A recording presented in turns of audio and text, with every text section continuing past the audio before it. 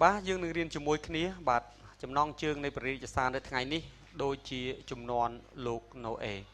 បាទនៅក្នុងព្រះគម្ពីរម៉ាថាយចំពុកបាទខ37បានប្រាប់ថាត្បិតកាលណាកូនមនុស្សមក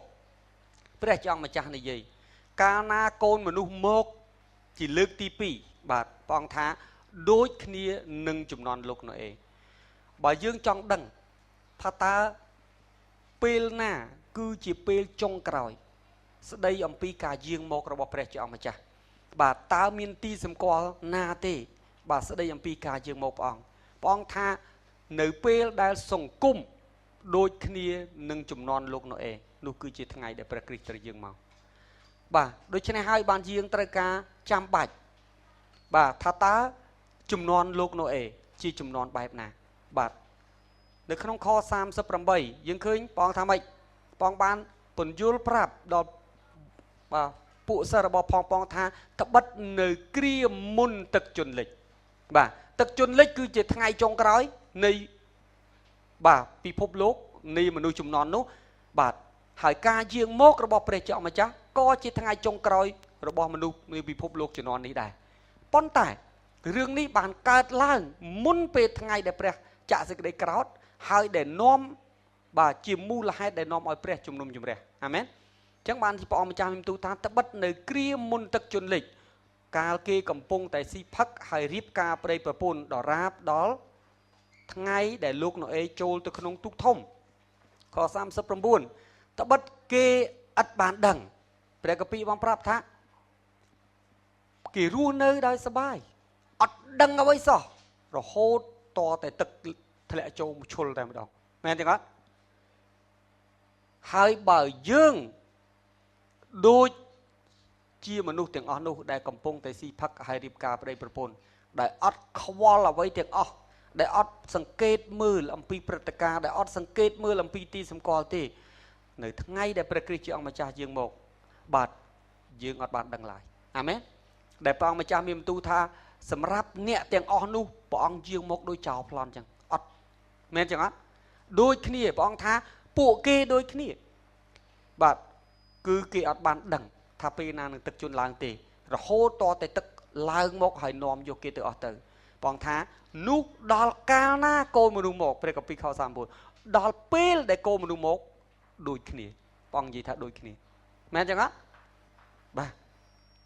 យើងឃើញតើជំនាន់លោកណូអេជាជំនាន់យ៉ាងណាទី2តើស៊ីផឹកហើយរៀបការប្តីប្រពន្ធបែបណាដែលព្រះមិនគាប់ប្រតិដំបូងដើម្បីឲ្យយើងអាចយល់អត្ថបទនេះបានយើងត្រឡប់បាទទៅកាន់ព្រះគម្ពីរលោកុបាទជំពូក6ប៉ុន្តែសេចក្តីអធិប្បាយនៅថ្ងៃនេះវាចម្លែកសម្រាប់តិចលោកអ្នកបងប្អូនបាទប្រហែលជាលោកអ្នកបងប្អូនពិបាកនឹងទទួលហើយខ្ញុំមិនបង្ខំឲ្យលោកអ្នកបងប្អូនទទួលទេប៉ុន្តែខ្ញុំគ្រាន់ឲ្យលោកអ្នកបងប្អូនទទួលស្ដាប់សិនហើយយកទៅពិចារណា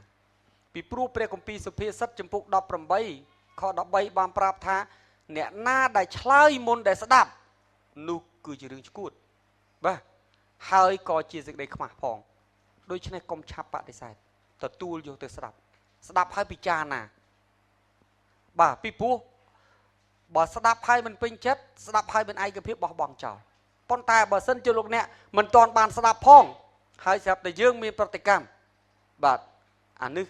មានន័យថាព្រះគម្ពីរប្រាប់ថាអរិយាបថហ្នឹងជាអរិយាបថដែលអត់ត្រឹមត្រូវទេអាមែនណានេះគឺជាអ្វីដែលព្រះគម្ពីរបានពិចារណាឥឡូវយើងត្រឡប់ទៅកាន់ព្រះគម្ពីរលោកុបាទខ្ញុំចង់ឲ្យលោកអ្នកបងប្អូនអានព្រះគម្ពីរលោកុបាទជំពូក6ខ1រហូតដល់ខ5បាទលោកុបាទជំពូក6ខ1រហូតដល់ខ5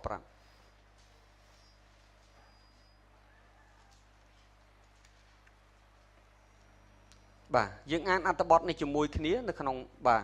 ខ្ញុំអានជូនឲ្យលោកអ្នកបងប្អូនផ្ទៀងបាទនេះគឺជារឿងដើមបាទនៅក្នុងអត្ថបទព្រះគម្ពីររបស់ផងបាទណូអេកាលពួកមនុស្សចាប់តាំងមានគ្នាច្រើននៅផែនដីហើយបង្កើតបានកូនស្រីនោះពួកកូនប្រុសរបស់ព្រះគេឃើញកូនស្រីរបស់មនុស្សថាជាស្រស់ល្អក៏យកធ្វើជាប្រពន្ធតាមតែចិត្តគេទៅ ព្រះយេហូវ៉ាទ្រង់មានបន្ទូលថាវិញ្ញាណអញនឹងមិនតវ៉ានឹងមនុស្សជាដរាបទេពីព្រោះគេជាសាច់ឈាមប៉ុណ្ណោះអាយុគេនឹងបានត្រឹមតែ120ឆ្នាំវិញនៅចំនួននោះមានមនុស្សរូបធំសម្បើមនៅផែនដីក្រោយនោះមកកាលពួកកូនប្រុសរបស់ព្រះបានចូលទៅឯកូនស្រីរបស់មនុស្សហើយនាងទាំងនោះបានបង្កើតកូនឲ្យគេនោះបានជាមនុស្សខ្លាំងពូកែដែលរស់នៅកាលពីដើមជាមនុស្សដែលមានឈ្មោះល្បីខ5ព្រះយេហូវ៉ាទ្រង់ឃើញថាការអាក្រក់របស់មនុស្សបានចម្រើនឡើងនៅលើផែនដីហើយអស់ទាំងគំនិតក្នុងចិត្តគេសុទ្ធតែអាក្រក់ជានិច្ចដូច្នេះសូមអានបន្តទៅខ6ព្រះយេហូវ៉ាទ្រង់ស្ដាយដោយបានបង្កើតមនុស្សមកនៅលើផែនដីហើយទ្រង់មានព្រះハរតីព្រួយរួចព្រះយេហូវ៉ាទ្រង់មានបន្ទូលថាអញនឹងលុបមនុស្សដែលអញបានបង្កើតមកឲ្យសូន្យបាត់ពីផែនដីចាប់តាំងពីមនុស្សរហូតដល់សត្វជើង4សត្វលូនវាហើយសត្វហើរលើអាកាសផងត្បិតអញស្ដាយដែលបានបង្កើតគេបាទប៉ុន្តែណូអេបានប្រកបដោយព្រះគុណនៅចំពោះព្រះយេហូវ៉ាវិញបាទខ្ញុំអានបន្តទៅបន្តិចទៀតនេះជាពងសាវតាណូអេគាត់ជាមនុស្សសុចរិតហើយគ្រប់លក្ខនៅក្នុងដំណរវងខ្លួនគាត់ក៏ដើរជាមួយនឹងព្រះហើយបង្កើតបានកូនប្រុស3គឺសឹម1ហាំ1និងយ៉ាផែត1ឯផែនដីបានខូចអាក្រក់នៅចំពោះព្រះក៏មានពេញជាសេចក្តីកាចសាហាវផងហើយព្រះទ្រង់ទតមើលផែនដីឃើញថាអាក្រក់ដូច្នេះត្បិតគ្រប់ទាំងសាច់បានបង្ខូចផ្លូវខ្លួននៅផែនដីហើយសូមចាំពាក្យនេះទុកខ10ព្រះខ12ព្រះគម្ពីរអំប្រាត្បិតគ្រប់ទាំងសាច់តើសាច់អីខ្លះបាទចម្លើយគឺនៅក្នុងខ7សាច់អីខ្លះបាទគឺមនុស្សសត្វជើង4សត្វលូនវានិងសត្វហើរលើអាកាសមិនមែនតែមនុស្សទេធ្វើបាបគ្រប់ទាំងជីវិតដែលដកដង្ហើមគឺធ្វើបាបទាំងអស់កត់ទុកបាទអញ្ចឹងហើយបានជាព្រះជាអង្គម្ចាស់ទ្រង់បានមានបន្ទូលតមកទៀតបាទយើងឃើញបាទនៅក្នុងអត្ថបទព្រះគម្ពីរបាទខ13ព្រះយេហូវ៉ាទ្រង់មានបន្ទូលនៅរអេអស់ទាំងសាច់ផុតនឹងត្រូវផុតពីមុខអញទៅត្បិតផែនដីបានពេញដោយសេចក្តីកាចសាហាវដោយសារគេបាទយើងឃើញព្រះគម្ពីរប្រាប់ថាផែនដីបានរងគ្រោះបានកាចបានខូចអាក្រក់ដោយសារគ្រប់ទាំងសាច់គឺមានអ្នកណាមានមនុស្សមានសត្វលូនវាសត្វហើរលើអាកាសនិងសត្វជើង4ហើយតមកទៀតមើលអញនឹងបំផ្លាញគេជាមួយនឹងផែនដីបាទ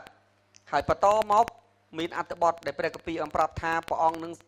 ដកយកជីវិតមនុស្សសត្វទាំងអស់អ្នកណាដែលដកដង្ហើមតាមរុនច្រមុះគឺព្រះអង្គដកចោលទាំងអស់ពីព្រោះទាំងអស់គ្នាបានធ្វើបាបមិនមែនតែមនុស្សទេបាទអញ្ចឹងយើងឃើញនៅក្នុងព្រះគម្ពីរបានប្រាប់ថាមនុស្សបានចម្រើនឡើងហើយកូនប្រុសរបស់ព្រះទៅយកកូនស្រីរបស់មនុស្សធ្វើជាប្រពន្ធបាទពាក្យកូនប្រុសរបស់ព្រះជាអង្គម្ចាស់បាទនៅក្នុងភាសាហេប្រឺមានន័យថាបេនេអាបាទហាអេឡូហ៊ីមបាទនេះគឺជាភាសាដើមរបស់ផងព្រះគម្ពីរបាទបេនេហាអេឡូហ៊ីមនេះគឺជាភាសាហេប្រឺដែលពាក្យនេះមានន័យស្មើនឹងពាក្យថាទេវតានៃព្រះបាទអញ្ចឹងពាក្យ Son of God កូនព្រះបាទកូនប្រុសរបស់ផងព្រះឬក៏កូនព្រះនេះគឺពាក្យដើមនឹងស្មើនឹងពាក្យហ្នឹងហើយពាក្យហ្នឹងមានន័យជាភាសាបាទថាជាទេវតាហើយមិនមែនតែក្នុងព្រះគម្ពីរលោកុបាតជំពូក6នេះទេដែលនិយាយថាពួកទេវតាព្រះអង្គហៅថាជាកូនព្រះនៅក្នុងព្រះគម្ពីរយោបជំពូក1ខ6លោកអ្នកបងប្អូនចាំទេកាលពួកកូនប្រុសរបស់ផងព្រះបានជួបជុំគ្នាមែនអត់ហើយសាតាំងក៏បាននៅក្នុងចំណោមនោះដែរមែនទេបាទយើងដឹងថាអត់ទាន់មានមនុស្សណារស់ពីស្លាប់ឡើងវិញទៅនៅឋានសួគ៌ទេតាំងពីសម័យលោកអាដាមដល់ថ្ងៃនេះចុះព្រះអង្គប្រជុំជាមួយអ្នកណាប្រជុំជាមួយមនុស្សឬប្រជុំជាមួយទេវតាគឺប្រជុំជាមួយពលបរិវារនៅឋានសួគ៌នៅក្នុងព្រះគម្ពីរយោបជំពូក2ខ1គម្ពីរយោបជំពូក38ខ7សុទ្ធតែនិយាយសំដៅទៅលើទេវតាដែលនៅឋានសួគ៌ទាំងអស់បាទដូច្នេះពាក្យកូនប្រុសរបស់ផងព្រះដែលនៅក្នុងព្រះគម្ពីរលោកុបាតបាទ បាទកូនប្រុសរបស់ផងព្រះនេះគឺចង់សម្ដៅទៅលើពពួកទេវតា1/3បាទដែលប្រឆាំងបះបោទាស់ជាមួយព្រះដែលមានសាតាំងជាចៅហ្វាយរបស់ផងវាដែលបានចុះមកនោះមានមួយក្រុមមិនមែនទាំងអស់ទេមានមួយក្រុមទេវតាមួយចំនួនបាទតាមរយៈព្រះគម្ពីរហេណុកដែលជាព្រះគម្ពីរដែលជនជាតិយូដាប្រើមុនការយាងមករបស់ព្រះយេស៊ូវហើយក្រោយការយាងមកបន្តិចរបស់ព្រះយេស៊ូវបាទព្រះគម្ពីរនេះនៅរហូតដល់10ថ្ងៃហើយបកជាភាសាអង់គ្លេសផងបាទប៉ុន្តែគេមិនដាក់បញ្ចូលក្នុងព្រះគម្ពីរទាំង66កាន់លោកហេណុកបាននិយាយរៀបរាប់យ៉ាងច្បាស់លាស់ថាមានទេវតា200នាក់ដែលជាទេវតាបះបោបាននាំគ្នាចុះមកភ្នំមួយឈ្មោះភ្នំហឺម៉ូនគឺភ្នំភាគខាងជើងនៃប្រទេសអ៊ីស្រាអែលដែលជាព្រំប្រទល់អ៊ីស្រាអែលនិងលីបាណនសពថ្ងៃបាទហើយសពថ្ងៃនោះគឺជាការដ្ឋាននៃការស្រាវជ្រាវរបស់អង្គការសហប្រជាជាតិដោយសម្ងាត់នៅលើភ្នំនោះបាទភ្នំហឺម៉ូននោះឯងមានទេវតាសាតាំង200នាក់បានចុះមកយកកូនស្រីបាទដើម្បីនឹងធ្វើជាប្រពន្ធហើយមេដឹកនាំរបស់ផងទេវតានោះឈ្មោះបែលសាសាលោកនាងប្អូនចាំទេបែលសាសាជាឈ្មោះអ្វីលោកនាងប្អូនចាំ The Days of Atonement ទេបុណ្យបញ្ឈឺចិត្តដែលខ្ញុំធ្លាប់អធិប្បាយទេនៅថ្ងៃបុណ្យបញ្ឈឺចិត្តគេបានយកពពែ2មកដាក់ហើយសង់បានចាប់ផ្ដើមដាក់ដៃអធិដ្ឋានដើម្បីផ្ទេរអំពើបាបហើយក៏ចាប់ឆ្នោតមួយយកទៅសម្លាប់ហើយមួយបំបោះបង់ចោលពពែដែលគេបំបោះបង់ចោលនោះគឺឈ្មោះបែលសាសាខ្ញុំធ្លាប់អធិប្បាយមែនទេបាទបែលដូចគ្នានឹងឈ្មោះទេវតាដែលដឹកនាំក្រុមទេវតា200នាក់ខ្ញុំបញ្ជាក់ម្ដងទៀតមិនមែនទេវតាដែលបះបោ1/3ទាំងអស់មករៀបការជាមួយមនុស្សទេពីហេណុកបាននិយាយថាមានប្រមាណជា200នាក់ដែលមករៀបការនៅលើភ្នំហឺម៉ូនហ្នឹងហើយពួកគេបាទដូច្នេះខ្ញុំនឹងបន្តទៅទៀតនៅក្នុងព្រះគម្ពីរលូកាចំពុក20ខ36ក៏និយាយអំពីទេវតាដូចគ្នាហើយនៅក្នុងសៀវភៅរបស់អេណុកហេណុកនេះគឺជាអ្នកដែលព្រះទ្រង់បានលើកឡើងទៅឋានសួគ៌នៅពេលដែលគាត់មានអាយុ350ឆ្នាំនៅលើផែនដីមែនទេអត់បាទយើងអានហេណុកប៉ុន្តែនៅក្នុងភាសាអង់គ្លេសគេអាន Enoch បាទហើយនៅ Septuagint នៅ Septuagint នេះគឺជាព្រះគម្ពីរសញ្ញាចាស់ដែលគេបានបកជាភាសាក្រិកមុនបាទគ្រិស្តសករាជបាទ Septuagint នេះខ្ញុំដាក់អក្សរ L គឺអក្សរ50លេខរ៉ូម៉ាំង x1 គឺ10អក្សរមានន័យថាលេខ10អញ្ចឹង L xx មានន័យថា70បាទSeptuagint មានន័យថា70ពីព្រោះគេមានអ្នកប្រាជ្ញក្រិច70នាក់អង្គុយបកប្រែព្រះគម្ពីរហ្នឹងហើយគេហៅគម្ពីរហ្នឹងថា Septuagint នៅក្នុងព្រះគម្ពីរហ្នឹងក៏គេនិយាយអំដូចគ្នាថា Son of God គឺជាទេវតាយើងនិយាយដោយមានឯកសារណាកាលណានិយាយអំពីទេវតាគឺនិយាយអីគេហៅ direct creation of God មានន័យថាសំដៅទៅលើស្នាមព្រះហស្ថដែលព្រះបង្កើតផ្ទាល់ហើយព្រះបង្កើតផ្ទាល់គឺមានតែ2ទេទី1គឺលោកអាដាមយើងជាស្នាមព្រះហស្ថព្រះអង្គប៉ុន្តែ indirect creation អត់បង្កើតផ្ទាល់ទេពីព្រោះព្រះអង្គបង្កើតអាដាមបង្កើតនាងអេវ៉ាហើយព្រះអង្គឲ្យលោកអាដាមនិងនាងអេវ៉ា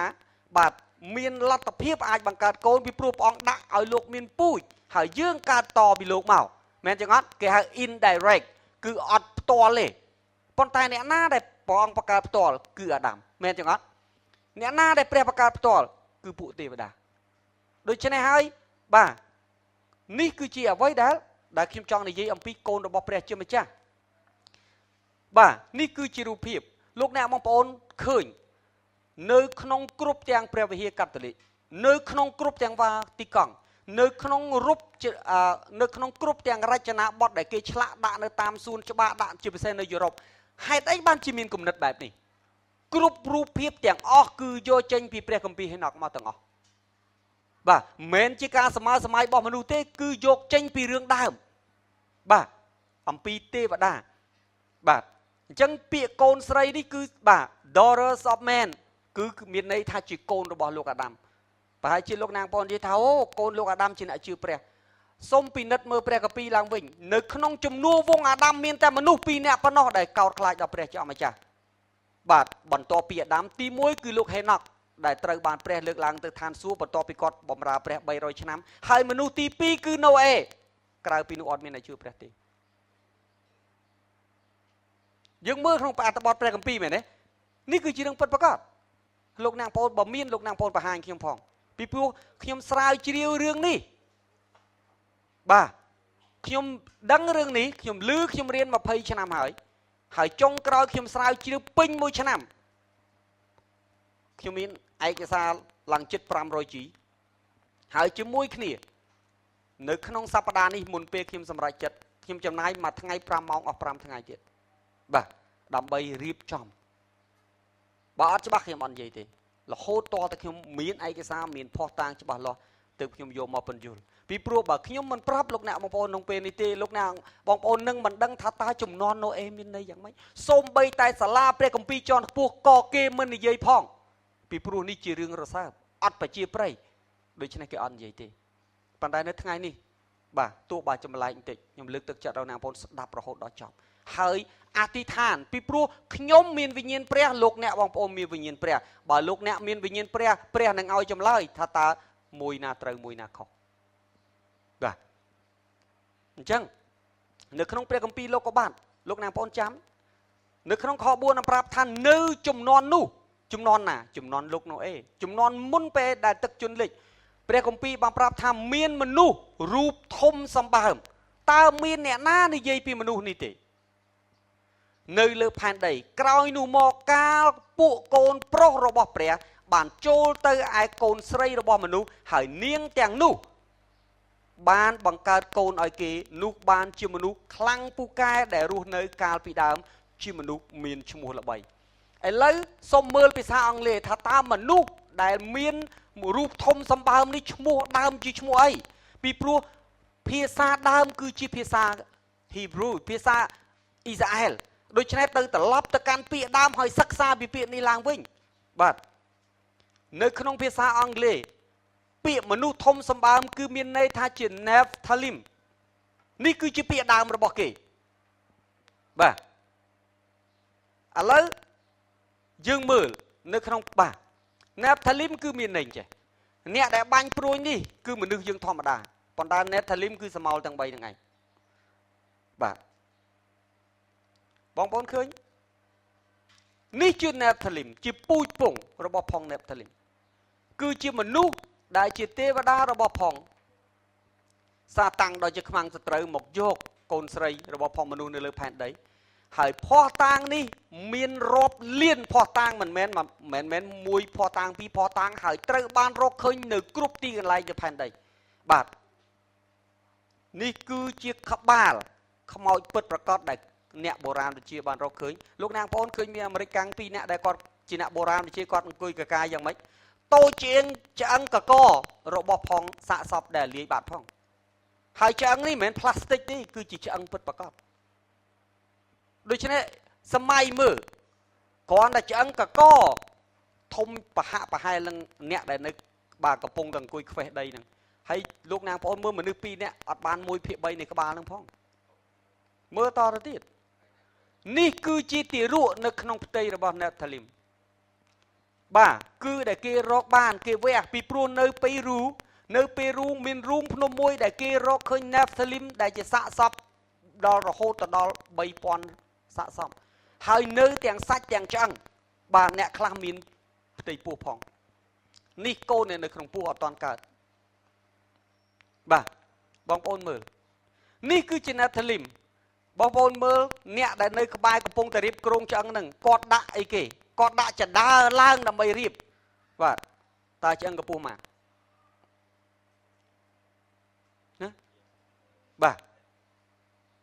នេះគឺជាឆ្អឹងនេះគឺពីក្បាលជង្គង់មកតាគៀកបងប្អូនឃើញចិត្តកម្ពស់មនុស្សទេ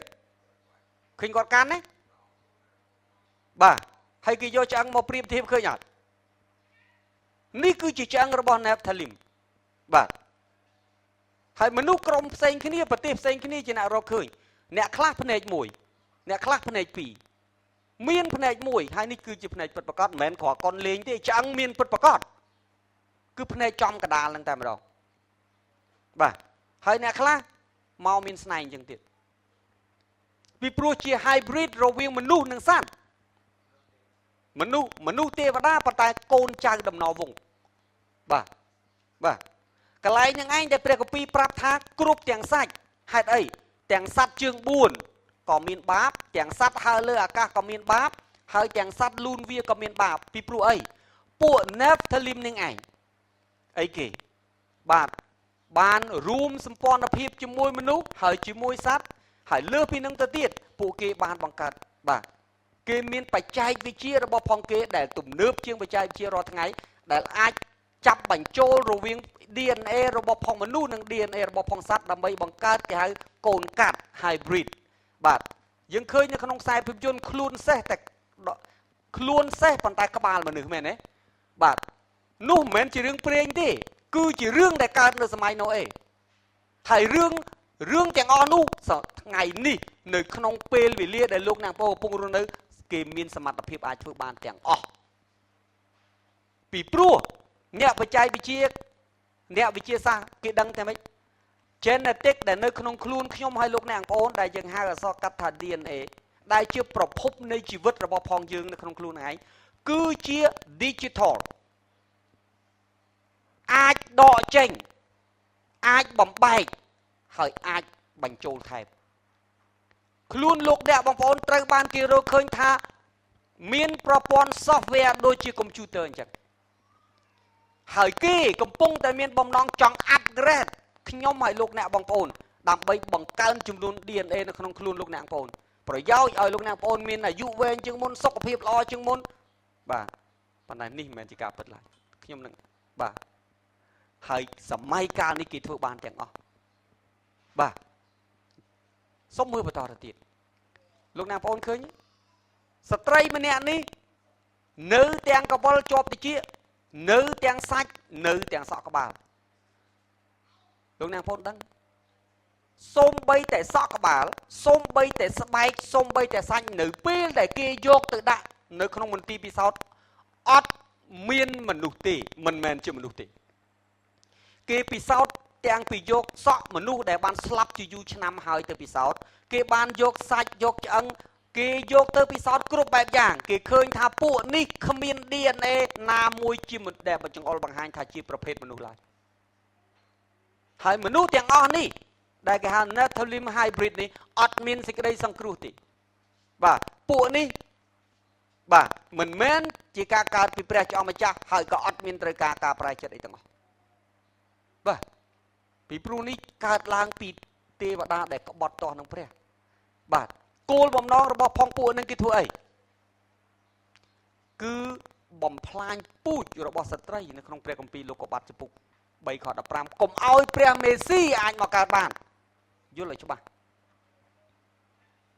នេះរូបភាពលោកអ្នកបងប្អូនឃើញ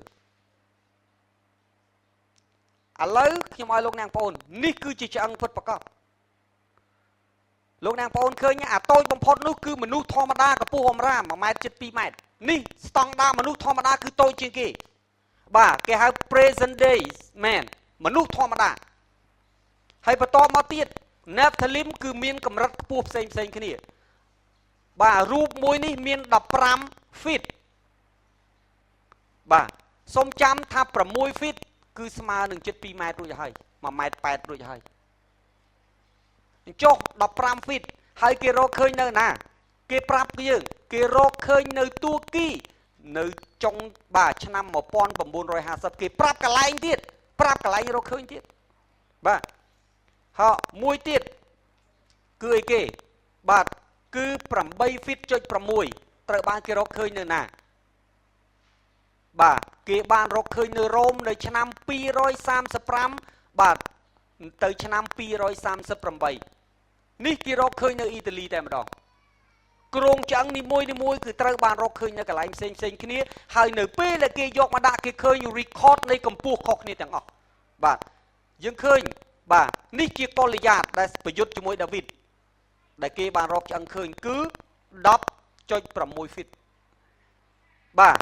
នៅក្នុងព្រះគម្ពីរសាមយូអែលខ្សែទី1ចំពុក17ខ4បាទនៅដែលរស់នៅឆ្នាំ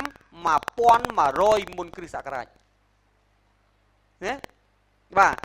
ប៉ុន្តែតទៅទៀតអកនេះបងប្អូនចាំទេជាស្ដេចដែលសោយរាជនៅតំបន់មួយឈ្មោះស្រុកបាសាន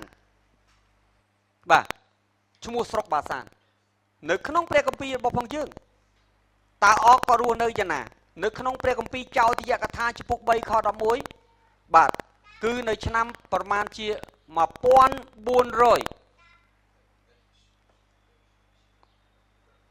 ឆ្នាំ1000បាទ400បាទមុនព្រះយេស៊ូវប្រសូត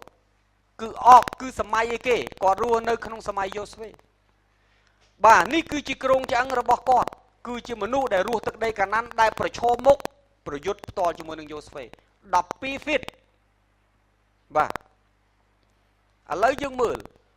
ម្នាក់ទៀតបាទគឺ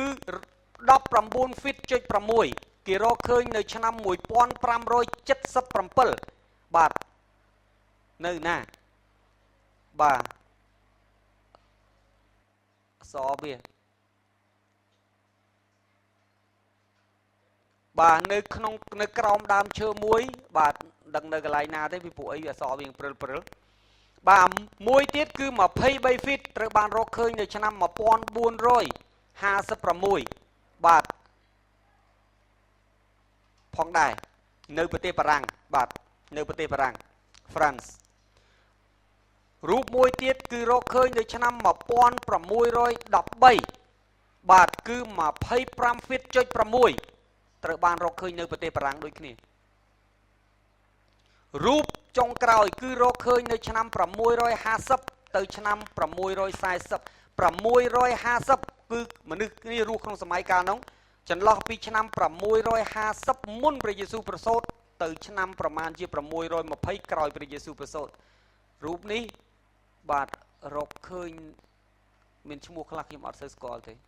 បាទនេះគឺជាឈ្មោះបើលោកអ្នកបងប្អូនយក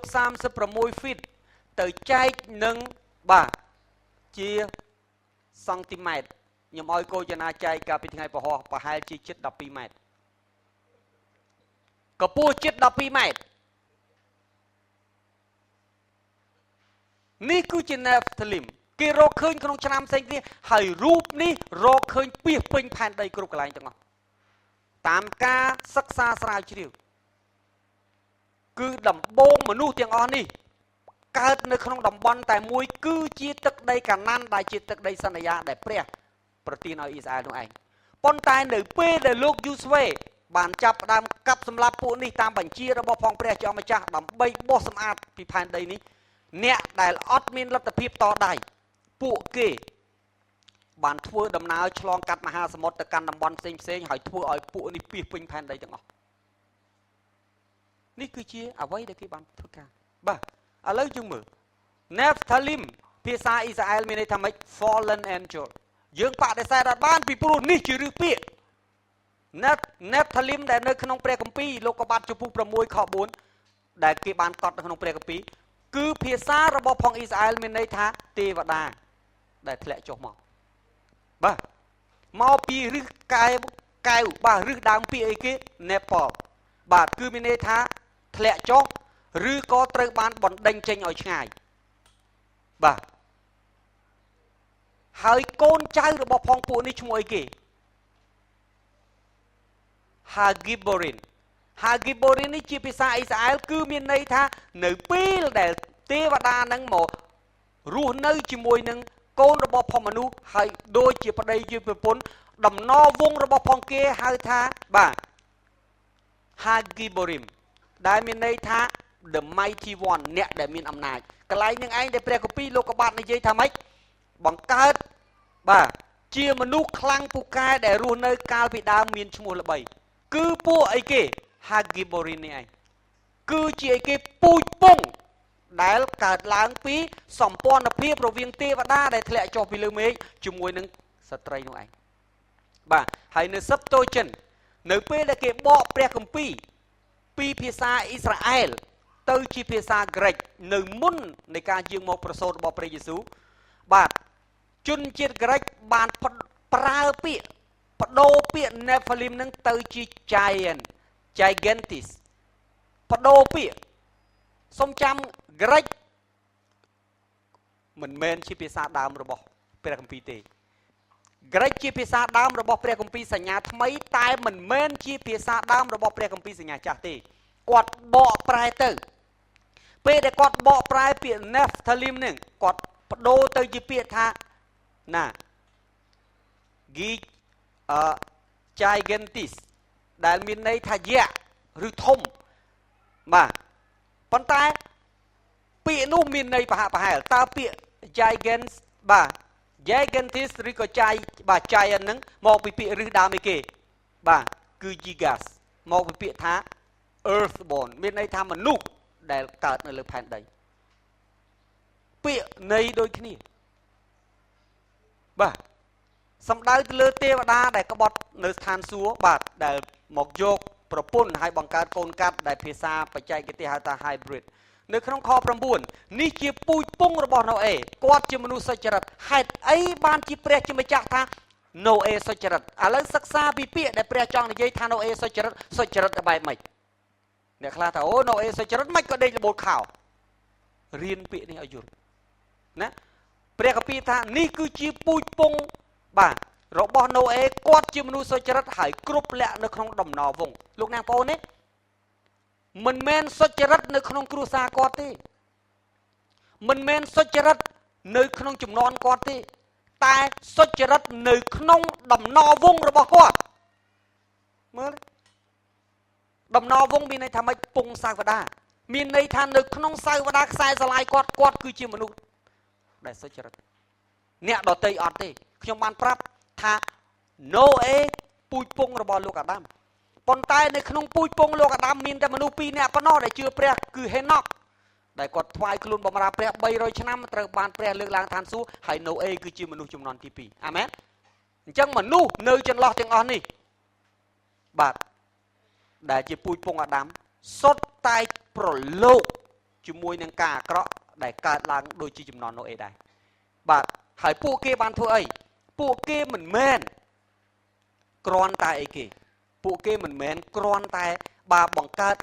មនុស្សមួយដែលកូនកាត់ទេវតាប៉ុណ្ណោះទេប៉ុន្តែគេប្រើបច្ចេកវិទ្យាបាទរបស់ផងពួកទេវតាពីព្រោះពួកនេះជាពួកទេវតាដែលមកពីព្រះគេប្រើបច្ចេកវិទ្យារបស់ផងគេដើម្បីអីគេបង្កើតកូនកាត់សត្វគ្រប់ប្រភេទទាំងសត្វហើរលើអាកាសទាំងសត្វបាទលូនវាទាំងសត្វជើង4លោកអ្នកបងប្អូនចាំទេដាយញូសឺស៊ីសាច់សត្វស៊ីសាច់អីសពបែបយ៉ាងគេជឿថាគឺពួកនេះជាអ្នកបង្កើតឡើងនៅក្នុងព្រះគម្ពីរបានប្រាប់ថាក្រោយទឹកលិចមានដាយញូសឺហើយមានភ័ស្តុតាងតែដាយញូសឺនោះហើយគេជឿថាដាយញូសឺនោះគឺជាដាយញូសឺដែលព្រះទ្រង់បានបង្កើតហើយដាយញូសឺនោះជាដាយញូសឺដែលស៊ីស្មៅទេនៅក្នុងសិលាចារឹកនៅក្នុងប្រាសាទតាព្រំក៏មានរូបដាយញូសឺដែរនៅក្នុងសិលាចារឹកខ្មែរក៏មានដាយញូសឺដែរប៉ុន្តែជាដាយញូសឺប្រភេទស៊ីស្មៅមិនមែនស៊ីសាច់ទេចុះដាយញូសឺដែលស៊ីសាច់ទាំងអស់នេះពួកណាបង្កើតគឺពួកនឹងជាអ្នកបង្កើតអញ្ចឹងហើយបានព្រះគម្ពីរគ្រប់ទាំងសាច់អត្ថបទព្រះគម្ពីរបញ្ជាក់មែនទេហេតុអីបានជាព្រះអង្គលុបទាំងសត្វដែរបើសិនជាគ្រាន់តែមនុស្សមករួមសម្ព័ន្ធភាពហេតុអីបានសត្វហើរលើអាកាសក៏មានទោសដែរហេតុអីបានសត្វលូនវាក៏មានទោសដែរពីព្រោះពួកគេ hybrid ទាំងអស់ហើយគេធ្វើឲ្យផែនដីច្របូកច្បល់កាចសាហាវអ្នកណាធំហែកស៊ីស្រាំងចិត្តយើងមើលពិភពដាយញូសឺនេះគឺជាអ្វីដែលព្រះគម្ពីរចង់និយាយបាទព្រះគម្ពីរបានប្រាប់ថាគ្រប់លក្ខនៅក្នុងដំណរវងរបស់គាត់បានដើរជាមួយនឹងព្រះឥឡូវសូមមើលពាក្យនេះជាភាសាអង់គ្លេស New King James គាត់ពាក្យគ្រប់លក្ខដែលព្រះគម្ពីរប្រើគេប្រើពាក្យបាទថា perfect បាទឥតខ្ចោះលោកអ្នកបងចាំទេអ្វីដែលព្រះចង់និយាយគឺនិយាយអំពី DNA នៅក្នុងខ្លួនរបស់លោកណូអេជាការពិតគាត់ដើរជាមួយព្រះគាត់បម្រើព្រះគាត់សុចរិតបាទខាងឯជំនឿប៉ុន្តែព្រះចង់ពន្យល់ប្រាប់យើងថាមនុស្សនៅក្នុងសម័យនោះ DNA នៅក្នុងខ្លួនរបស់គេលែងសុទ្ធអស់ហើយស្ដាប់តន់កន្លែងហ្នឹងអត់គឺ DNA នៅក្នុងខ្លួនគេលែងសុទ្ធអស់ហើយ DNA របស់ផងគេសិតតែ hybrid សិតតែពាក់ព័ន្ធបាទជាមួយនឹងរឿងទេវតារឿងកូនកាត់ទាំងអស់មានតែ DNA របស់ណូអេនិងគ្រួសាររបស់គាត់ដែលជា DNA ដើមដែលរក្សាពីព្រះមកនេះគឺជាអ្វីដែលព្រះចង់និយាយស្ដាប់តន់ណាកន្លែងនេះបាទហើយ DNA ទាំងអស់លោកអ្នកបងប្អូនវាដូចជាចដើអញ្ចឹង DNA ទាំងអស់សុទ្ធតែមានអក្សររបស់វានៅក្នុង DNA នេះជីវិតលោកអ្នកបងប្អូននៅក្នុងនេះទាំងអស់តាំងពីពណ៌សក់សម្បុរស្បែកពណ៌ភ្នែកតាំងពីចរិតលក្ខណៈអ្វីទាំងអស់គឺនៅក្នុង DNA ទាំងអស់ឥឡូវនេះគេដឹងថា DNA មួយខ្សែដែលនៅក្នុងខ្លួនរបស់ផងយើងតើកន្លែងណាមួយគឺពណ៌សក់គេចង់បដូរយើងពីខ្មៅឲ្យទៅជាសក់ពណ៌តុងដែងបានភ្លាមនៅពេលដែលគេដក DNA នឹងចេញឲ្យដាក់ DNA ពណ៌តុងដែងចូលតាប់តណាកន្លែងបាទគេមានលទ្ធភាពហើយលទ្ធភាពធ្វើតាំងពីសម័យលោកណូអេមកមិនមែនទឹមធ្វើសម័យនេះលោកអ្នកបងចាំសាស្ត្រាទេតាស្រេចសាឡម៉ូននិយាយថាម៉េចគ្មានអ្វីថ្មីនៅក្រោមកម្ដៅថ្ងៃទេយើងចាំទេរឿងទាំងអស់កើតឡើងដដែលថ្មីសម្រាប់ចំនួនយើងប៉ុន្តែរឿងនេះវាសល់ពីចំនួនចាស់មកទេរឿងទាំងអស់កើតឡើងដដែលខ្ជាន់មែនចឹងអត់ព្រះគម្ពីរសាស្ត្រានិយាយបាទកុំឲ្យគិតថាចំនួនយើងជាចំនួនថ្មីបាទនៅក្នុងលំហអាកាសខ្ញុំគ្រាន់តែជម្រាបលោកអ្នកបងប្អូនសូម្បីតែអតីតផ្កាយរណបកាលពីបុរាណក៏មានបន្សល់កាកសំណល់ទុកនៅលើលំហអាកាសដែរដែលមនុស្សសម័យនោះប្រើគេរកឃើញគេថតបានបាទអត់មានរឿងអីថ្មីសូម្បីតែគ្រឿងយន្តគ្រឿងចាក់ធំអ្នកបុរាណវិទ្យារកឃើញទាំងអស់វិទ្យាសាស្ត្របានកើតឡើងដល់កម្រិតកំពូលមុនពេលដែលព្រះបំផ្លាញមិនតែសម័យយើងនេះទេបាទសូមមើលតទៅទៀតនេះគឺជា DNA ដូចជាចដាអញ្ចឹងហើយនេះគឺជាមេជីវិតលោកអ្នកបងប្អូននៅក្នុងខ្លួនលោកអ្នកបងប្អូនទាំងអស់មនុស្សណាទាំងអស់ទាំងសត្វទាំងមនុស្សឲ្យតែមានដង្ហើមតាមរុនច្រមុះសុទ្ធតែមាន DNA ទាំងអស់ហើយ DNA នេះឯងបាទដែលពួកទេវតានោះឯងបានធ្វើឲ្យអីគេច្របូកច្បល់ហេតុអីនៅក្នុងព្រះគម្ពីរលោកុបាទចំពុក3ខ15គឺទំនាស់រវាងពូជពីរគឺពូជរបស់សាតាំងនិងពូជរបស់នាងអេវ៉ាអាមែនដែលជាពូជរបស់ព្រះមេស៊ីមានកាយកើតឡើងបើសិនជាសាតាំងចាប់ផ្ដើមធ្វើឲ្យ DNA នៅក្នុងខ្លួនមនុស្សទាំងអស់បាទលែងមានលក្ខណៈដើមមានន័យថាផែនការនៃការយើងមកប្រសូតរបស់ព្រះមេស៊ីត្រូវបរាជ័យពីព្រោះអត់មាន DNA ណាដែលជា DNA ដើមទេអាមែនប៉ុន្តែនេះបាទសូមមើលតទៅទៀតបាទពាក្យ perfect ភាសាហេប្រឺមានន័យថាម៉េចបាទតាមីមបាទគឺចង់សំដៅទៅលើម៉េចភាសាហេប្រឺដែលពាក្យ perfect ហ្នឹងមានន័យថាមីមហ្នឹងមានន័យថាម៉េចបាទ without blemish អត់មានកន្លែងបន្ទោសបាន sound មានន័យថាគេឈ្មោះល្អ healthful មានន័យថាមានសុខភាពល្អ DNA ដែលមានសុខភាពល្អបាទ without spot អត់មានស្លាកស្នាម unimpaired អត់យកអ្វីមកបដូរបានទេល្អឥតខ្ចោះតាមបានណាកន្លែងនេះបាទគឺចង់សំដៅទៅលើអីគេ DNA របស់លោកណូអេគឺនៅរក្សាភាពដើមដូចជាអ្វីដែលព្រះបានបង្កើតអត់មានអ្នកណាទៅប៉ះពាល់គាត់ទេនោះជាហេតុផលដែលព្រះពលិចផែនដីហើយជ្រើសរើសគ្រួសារ DNA ដើម្បីចាប់ផ្ដើមប្រវត្តិសាស្ត្រមនុស្សសាជាថ្មីបាទពីព្រោះសាតាំងព្យាយាមដើម្បីបំផ្លាញពូជរបស់នាងអីវ៉ាហើយនេះគឺជាសង្គ្រាមអាមែនមិនមែនទេសូមមើលតទៅទៀតនេះគឺជា DNA បាទជាគេហៅថារូបភាពពី DNA នៅក្នុងខ្លួនរបស់លោកអ្នកបងប្អូនគឺដូចជាចដើអញ្ចឹងឯងបាទដែលអានេះគេលាតឲ្យត្រង់បាទហើយឥឡូវនេះគេអាចបំបែកបានបាទនេះគឺជាការបំបែកវិទ្យាសាស្ត្រសពថ្ងៃមានលទ្ធភាពអាច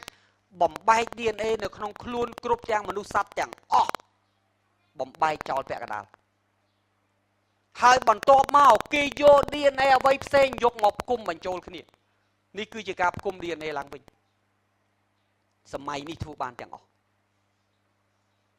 ដើម្បីបង្កើតអីគេទាហាន hybrid ដើម្បីបង្កើតមនុស្ស hybrid ហើយគេថាពួកនេះមានប្រាជ្ញាពួកនេះមានកម្លាំងរឹងមាំពួកនេះមានអាយុវែងហើយសម័យនេះគេព្យាយាមអស់ពីចិត្តបាទគ្រប់ប្រទេសទាំងអស់ជាពិសេសប្រទេសមហាអំណាចគេព្យាយាមធ្វើរឿងនេះដើម្បីអីគេហើយព្រះជាម្ចាស់មានបន្ទូលថាគេនឹងធ្វើបានសម្រេចពីព្រោះហេតុអីពីព្រោះថ្ងៃដែលព្រះយាងមកដូចជាជំនន់របស់ណូអេឥឡូវគេធ្វើបានអស់ហើយលោកអ្នកបងប្អូនឃើញប្រហែលអ្នកស្គាល់ បាទរូបភាពនេះបាទគេហៅថា skull and bone រូបភាពនេះគឺរូបភាពដើមគឺបាទនៅក្នុងសាកលវិទ្យាល័យមួយដ៏ល្បីបាទរបស់សហរដ្ឋអាមេរិកបាទគឺជាសាកលវិទ្យាល័យដែលភាគច្រើនសិតតែអ្នកល្បីដូចជា Zuckerberg បាទដូចជាដែលនាយក Facebook បាទដូចជាអ្នកល្បីផ្សេងទៀតបាទចេញមកបាទគឺសាកលវិទ្យាល័យ Harvard ហើយក្បាលខ្មោចនេះគឺជាមេកុលសម្ព័ន្ធរបស់បាទឥណ្ឌានដែលនៅសហរដ្ឋអាមេរិកបាទដែលពួក Freemason ពួក Illuminati បានទៅគាស់ភ្នោហើយយកក្បាលខ្មោចហ្នឹងមកលោកអ្នកបងចាំទេហេតុអីបានជាចំនួននេះគេហៅចំនួន Generation X អាចប្រាប់ខ្ញុំបានទេ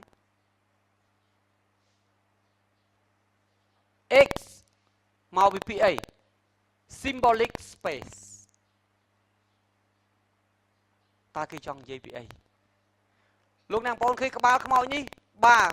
ខ្វែងទៅចឹងខ្មោច2ទេតាមពិតមិនមែនចឹងខ្មោចទេ X ហើយ322មានន័យថាម៉េចនេះគឺជាគម្រោងការដ៏អាក្រក់របស់ One World Government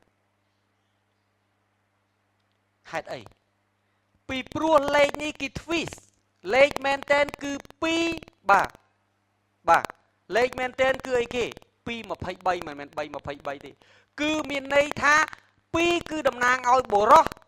បាទ DNA បុរស DNA ស្ត្រី DNA នៅក្នុងខ្លួនខ្ញុំហើយ DNA នៅក្នុងខ្លួនលោកអ្នកបងប្អូនគឺមានតែ46ក្រូម៉ូសូមទេ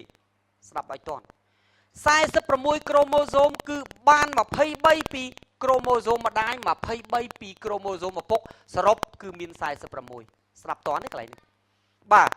នៅពេលដែលយើងយកគុណយើងយក2គុណនឹង23គឺស្មើនឹង46គឺជាចំនួនក្រូម៉ូសូមនៅក្នុងខ្លួនរបស់យើងប៉ុន្តែគេចង់ upgrade មនុស្សដើម្បីឲ្យចំនួនក្រូម៉ូសូមឡើងចំនួនបាទដើម្បីធ្វើឲ្យមនុស្សមានអាយុវែងដើម្បីធ្វើឲ្យមនុស្សមានមាឌធំធ្វើឲ្យមនុស្សមានសុខភាពល្អបាទធ្វើឲ្យគេទៅជាទាហានដ៏អស្ចារ្យដូច្នេះហើយបានជា One World Government Freemason Illuminati គេចង់ធ្វើអីបាទគេចង់ upgrade DNA ដែលនៅក្នុងខ្លួនមនុស្សក្រូម៉ូសូមហ្នឹងពី46ទៅ66ដូច្នេះហើយបានជាមានន័យថាម៉េចមានន័យថា3គុណនឹង22ហើយនេះជាលេខកូដរបស់ផងគេដែលគេអត់មាននិយាយអ្វីទាំងអស់ប៉ុន្តែជាផែនការមេរបស់គេស្គាល់ឲ្យច្បាស់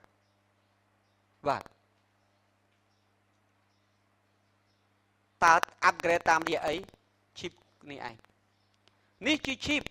RFID R មកពាក្យ stand for radio F មកពាក្យ frequency I មកពាក្យ identification D card radio frequency identification card នេះគឺជាអត្តសញ្ញាណប័ណ្ណរបស់ពលរដ្ឋ One World Government ថ្ងៃក្រោយលោកលេងមកលោកអ្នកបងប្អូនលេងកាន់អ្វីទៀតហើយ license បើកឡានក៏លេងកាន់បាទ bank ក៏លេងកាន់កាតធនាគារក៏លេងកាន់អត្តសញ្ញាណប័ណ្ណក៏លេងមានពីព្រោះទាំងអស់គេបញ្ចូលនៅក្នុង chip computer នេះទាំងអស់ហើយ chip computer នេះអាចគ្រប់គ្រងលោកអ្នកបងប្អូនមានលទ្ធភាពអាចវិភាគការគិតលោកអ្នកបងប្អូនសំបីតែមិនទាន់និយាយចេញពាក្យគេគិតតាមរយៈរលកសំឡេងនៃការគិតរបស់ខួរក្បាលគេគិតតាមរយៈអីគេអាចបដូរនិស្ស័យយើងពី slot ទៅជាកាចពីស្ដាប់បង្គាប់ទៅជាពីមិនស្ដាប់បង្គាប់ទៅជាស្ដាប់បង្គាប់គេអាច upgrade software នៅក្នុងខ្លួនលោកអ្នកបងប្អូនយល់ឲ្យច្បាស់តាមរយៈនេះគេអាច upgrade ពី computer direct ចូលមកក្នុង chip computer នេះហើយ chromosome នៅក្នុងខ្លួនលោកអ្នកបងប្អូននឹងឡើងចំនួនស្គាល់ឲ្យច្បាស់បាទហើយ DNA នេះឧបករណ៍ដែលគេរកឃើញនៅក្នុង chip នេះអត់មាននៅលើផែនដីទេមានលោកម្នាក់ឈ្មោះ LA Marzulli គាត់គឺជាសមាជិកនៃពួកគេហៅ New Age Movement មុនពេលដែលគាត់ជឿព្រះគឺពួកសាសនាខុសឆ្គង នៅឆ្នាំ73 1973បាទគេមានការប្រជុំធំមួយបាទរបស់ផង New Age Movement ហើយគេមានមនុស្សម្នាក់ដែលមេដឹកនាំគេហៅថាព្រះបាទដើម្បីអង្គុយពន្យល់អីសពបែបយ៉ាងក្រោយមកមានមនុស្សម្នាក់គាត់ចាប់ផ្ដើមមានអ្វីពកនៅក្នុងដៃហើយគាត់ទៅជួបដុកទ័រឃើញថាគាត់មានពកក្នុងដៃគាត់សួរមានរឿងអីកើតឡើងគាត់ថាគាត់អត់ដឹងទេប៉ុន្តែមុនពេលមានកើតនេះគាត់យល់សពឃើញមាន UFO គាត់យល់សពឃើញមានពួក alien មកជួបហើយនិយាយជាមួយគាត់ហើយនៅពេលដែលគាត់ងើបឡើងគាត់មានអញ្ចឹងហើយនៅពេលដែលគេចាប់ផ្ដើមបំរុងវះកាត់គេវះកាត់អត់បានទេត្រូវបំផ្លាញបាទប្រព័ន្ធវិទ្យុសកម្មចោលសិនទើបអាចវះកាត់បាននៅពេលដែលគេខ្វាត់កាត់ដកចេញមកគឺជាដុំខ្មៅទូច3ដុំដែលបែកចេញពីគ្នាដូចដុំធ្យូងអញ្ចឹងនៅពេលដែលគេទុកវាចោលស្អែកឡើងវារត់ចូលរកគ្នាឡើងវិញទៅជារបស់តែមួយនៅពេលដែលគេយកវាទៅពិសោធន៍សារជាតិនេះមានតែនៅម៉ាទេអត់មាននៅលើផែនដីឡើយបាទហើយនៅឆ្នាំ70នៅក្នុងពេលដែលកុំព្យូទ័រទើបតែចាប់ផ្ដើមមានវត្តមាននៅក្នុងពិភពលោកណាងបងដឹងទេលបឿនឈីបនៅក្នុងបរោះម្នាក់ដែលគេវះនេះគឺលឿនជាងសពថ្ងៃ100 ដងតាំងពីឆ្នាំនោះនេះគឺជាអ្វីបាទហើយក្រោយមក DNA ម៉ាស៊ូលីនោះ30 ឆ្នាំមុនព្រះមានបន្ទូលទៅកាន់គាត់ក្រោយពីជឿព្រះអង្គប្រាប់ថាស្រាវជ្រាវនេះហើយគាត់គឺជាម្នាក់ដែលជំនាញដែលស្រាវជ្រាវតាក់ទងរឿងណាថាលឹមនឹងអីហើយគាត់ក៏តាក់ទងរឿងបាននឹងដែរលោកអ្នកបងដឹងទេនេះគឺជារូបភាពឈីបឃើញតូចជាងក្រមអង្គធំជាងក្រមអង្គតែបន្តិចទេនេះក្រមអង្គឃើញគេដាក់នៅក្បែរហ្នឹងទេបាទគេដាក់នៅកន្លែងដៃណាគឺដាក់នៅប្រឡោះដៃលោកអ្នកបងនេះប្រហែលជានៅក្នុងកដៃបាទគេដាក់មាន2 3ប្រភេទកូនង៉ែតដែលគេកើតមកគេមានគេហៅ RFID ink គឺក្មេងគេចាប់យកមកគេ scan barcode នឹងកែងជើងវាតែម្ដងអានោះគឺជាប្រភេទទឹកនៅយុរ៉ុបគឺកើតមកដាក់អញ្ចឹងទាំងអស់មាន RFID មួយយ៉ាងទៀតជា plastic ដែលស្ដើងមែនទែនវិស័យនឹងស្ដើងយកមកបិទលើថ្ងាលលោកណាបងបកលែងចេញហើយបាទមើលអត់ឃើញទៀតដូចស្បែកអញ្ចឹងគេបង្កើតឲ្យខ្ញុំមានរូបភាពនឹងទាំងអស់បាទហើយនេះជាប្រភេទចាស់នៃការពិតហើយនេះគឺជាអត្តសញ្ញាណប័ណ្ណដែលនឹងស្វាគមន៍លោកអ្នកបងនៅឆ្នាំ2018ឬ2019សម្រាប់កម្ពុជាខ្ញុំអត់និយាយប្រទេសផ្សេងប្រហែលជា2017គេដាក់ហើយឥឡូវនេះគេពិសោធន៍ដោយសារអីកាយនៅញូហ្សេឡង់គេដាក់លើឆ្កែដើម្បីអីគេកាលណាឆ្កែគេបាត់គេមើលតាម GPS វានៅណាបាទនេះគឺជាអ្វីในព្រះគម្ពីរសូមមើលនៅក្នុងព្រះគម្ពីរយូដា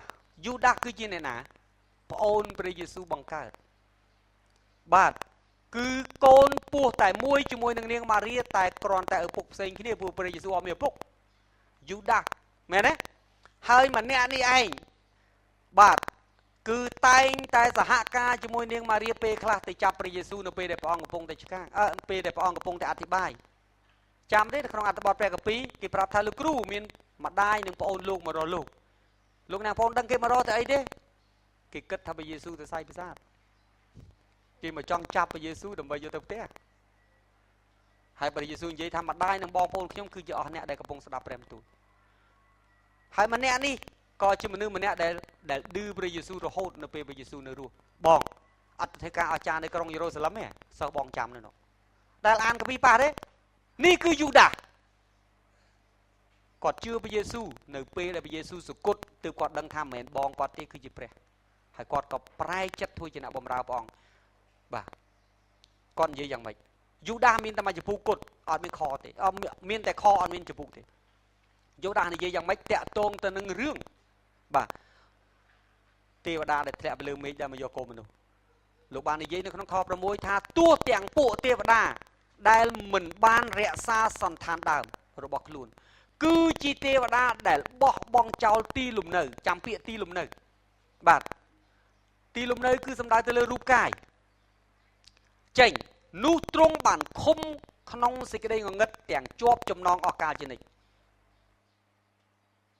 យូដាសបានបើកសម្ដែងអាចកំបាំងថាទេវតា1/3នៃទេវតាដែលធ្លាក់ពីលើមេឃមានមួយក្រុមជាប់ឃុំរួចទៅហើយក្នុងពេលដែលដទៃទៀតនៅមានសេរីភាពនៅឡើយសូមចាំព្រះកំណត់ថ្ងៃដើម្បីជំនុំជម្រះវាប៉ុន្តែអ្នកដែលអត់បង្ខូចសន្តានរបស់ផងខ្លួននៅមានសេរីភាពនៅឡើយទេនៅដើរហើរគ្រប់កន្លែងនៅមកតាមឆាឆៅបាទដល់អស់អ្នកដែលជឿដល់ព្រះអង្គមែនទេអត់ប៉ុន្តែមានមួយក្រុមមិនមានសិទ្ធិឆាឆៅទេត្រូវបានចងទុករួចទៅហើយណាគឺជាក្រុមទេវតាដែលបង្ខូចសន្តានដើមនោះឯងហើយយើងជឿថានេះគឺជាទេវតាដែលមកយកកូនស្រីរបស់មនុស្សនោះឯងណានោះទ្រង់បានឃុំក្នុងសេចក្តីងឹតទាំងជាប់ចំណងអស់កាលជានិច្ចទុកសម្រាប់នឹងជំនុំជម្រះនៅថ្ងៃដ៏ធំមានន័យថាម៉េចនៅថ្ងៃដ៏ធំដោះមកដើម្បីជំនុំជម្រះប៉ុន្តែឥឡូវនេះឃុំទុកមុនកំណត់អាមែនសូមមើលតទៀតបាទព្រះគម្ពីរភាសាអង់គ្លេសថាម៉េចទេវតាទាំងអស់នោះឯគេចាកចេញពីទីលំនៅពាក្យថាទីលំនៅបាទជាភាសាខ្មែរក៏ជាទីលំនៅជាភាសាអង់គ្លេសដែរ habitation បាទឥឡូវយើងមើលពាក្យ habitation ជាភាសាក្រិកមានន័យថាម៉េច oikaterin តើពាក្យ oikaterin នេះមានន័យថាម៉េចគឺចង់សំដៅទៅលើអីគេទៅលើបាទរូបកាយយើងដែលជាផ្ទះរបស់វិញ្ញាណនេះជាភាសាដើមសំដៅទៅលើរូបកាយយើងដែលជាផ្ទះរបស់ផងវិញ្ញាណអញ្ចឹងព្រះគម្ពីរយ៉ូដាសដែលនិយាយថាម៉េចថាអ្នកដែលបោះបង់ចោលទីលំនៅខ្លួនមានន័យថាទេវតាដែលបោះបង់ចោលសិទ្ធិរបស់ផងខ្លួនបានបង្ខូចសន្តានដើមរបស់ផងខ្លួនស្រាប់តនេះកន្លែងហើយពាក្យថា habitation បាទនេះឯងមានតែ2ដងគត់នៅក្នុងព្រះគម្ពីរគឺម្ដងយូដាសប្រើម្ដងលោកប៉ូលប្រើលោកប៉ូលនិយាយថាម៉េចបាទខ្ញុំបាទរងចាំថ្ងៃមកដល់ដើម្បីអីគេត្រសាល់យើងប្រើភាសាខ្មែរនឹងចេញពីត្រសាល់នេះទៅកន្លែងបាទនៅអីគេវិមានអស្ចារ្យមានតែ2ដងគត់នៅក្នុងព្រះគម្ពីរបាទសូមមើលតទៅទៀតនៅក្នុងព្រះគម្ពីរនៅក្នុងខ7តើលោកយូដាសនិយាយថាម៉េចលោកយូដាសបានភ្ជាប់រឿងរបស់ទេវតានោះទៅនឹងរឿងក្រុងសូដុំនិងកូម៉ូរ៉ាសូមមើលដូចជាក្រុងសូដុំនិងកូម៉ូរ៉ាហើយអស់ទាំងទីក្រុងនៅជុំវិញដែរដែលគេបានប្រគល់ខ្លួនប្រព្រឹត្តសេចក្តីកំផិតដូចគ្នាមានន័យថាម៉េចលោកយូដាសក៏និយាយថាសេចក្តីកំផិតរបស់មនុស្សនៅក្រុងសូដុំនិងកូម៉ូរ៉ាដូចគ្នានឹងសេចក្តីកំផិតរបស់មនុស្សនៅចំនួននោះឯងឃើញគាត់ភ្ជាប់រឿងពីរនេះចូលគ្នាអត់ដូចជាបាទហើយគាត់ប្រើពាក្យបិចប្រព្រឹត្តសេចក្តីកំផិតដូចគ្នាមែនចឹងអត់បាទអញ្ចឹងមានន័យថាម៉េចនៅក្នុងព្រះបាទនៅក្នុងស្រុកកាណាននៅពេលដែលលោកអ្នកបងប្អូនអត់យល់រឿងនេះលោកអ្នកបងប្អូននឹងឃើញថាហេតុអីបានជាព្រះបញ្ជាឲ្យអ៊ីសាអែលសម្លាប់ទាំងប្តីសម្លាប់ទាំងប្រពន្ធសម្លាប់ទាំងកូនសម្លាប់ទាំងសត្វសម្លាប់ទាំងអស់ហេតុអីបានជាព្រះបាទទៅជាអីគេឃាតករយ៉ាងដូចនេះយើងអត់យល់យើងថាព្រះខុសយើងត្រឹមត្រូវប៉ុន្តែនៅពេលដែលយើងសិក្សាព្រះគម្ពីរព្រះជាម្ចាស់បានបង្ហាញឲ្យដឹងថាស្រុកកាណានទាំងមូលគឺជាទីលំនៅរបស់ពួកកូនកាត់ទេវតាហើយពួកនេះអត់មានសេចក្តីសង្គ្រោះទេគ្មានការប្រែកចិត្តទេអាមែនហើយពួកនេះត្រូវសម្លាប់ចោលលោកអ្នកបងប្អូនដឹងទេខ្ញុំអត់បានបង្ហាញបាទចាំបន្តិចចឹងខ្ញុំបកមកវិញខ្ញុំបកមកកន្លែងនេះខ្ញុំបង្ហាញរូបភាពមួយ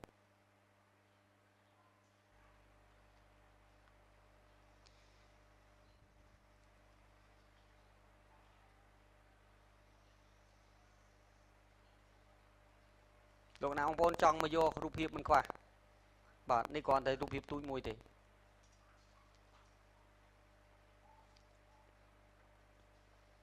បាទ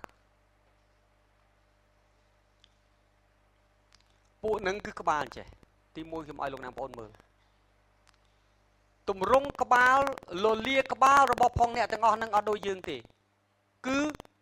មូលចឹងវែងលយទៅក្រោមហើយគេបានសិក្សាប្រភេទទម្រង់ខួរក្បាលទាំងអស់សិតតែអញ្ចឹងបាទទៅអញ្ចឹងឯងហើយលោកអ្នកបងប្អូនមើលទៅវិញបាទនៅក្នុងអីគេនៅក្នុងសិលាចារឹករបស់អេស៊ីប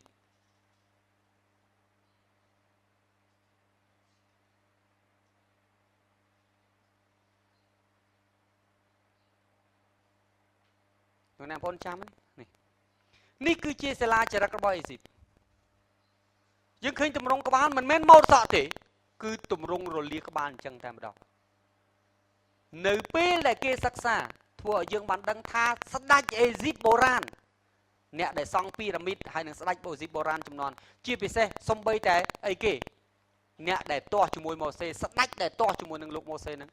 បាទនៅក្នុងសម័យព្រះគម្ពីរនិកាម៉ាណាំងក៏ជាពួកណាប់ថាលីមដែរនេះគឺជារូបភាពនៅគ្រប់សិលាចារឹកទាំងអស់សិតតែរូបភាពអញ្ចឹងទាំងអស់បាទគឺមិនមែនមនុស្សទេមនុស្សមិនមែនម៉ូតសក់ទេមិនមែនក៏មិនមែនម៉ូតមួកដែរគឺទម្រង់ក្បាលអញ្ចឹងតែម្ដង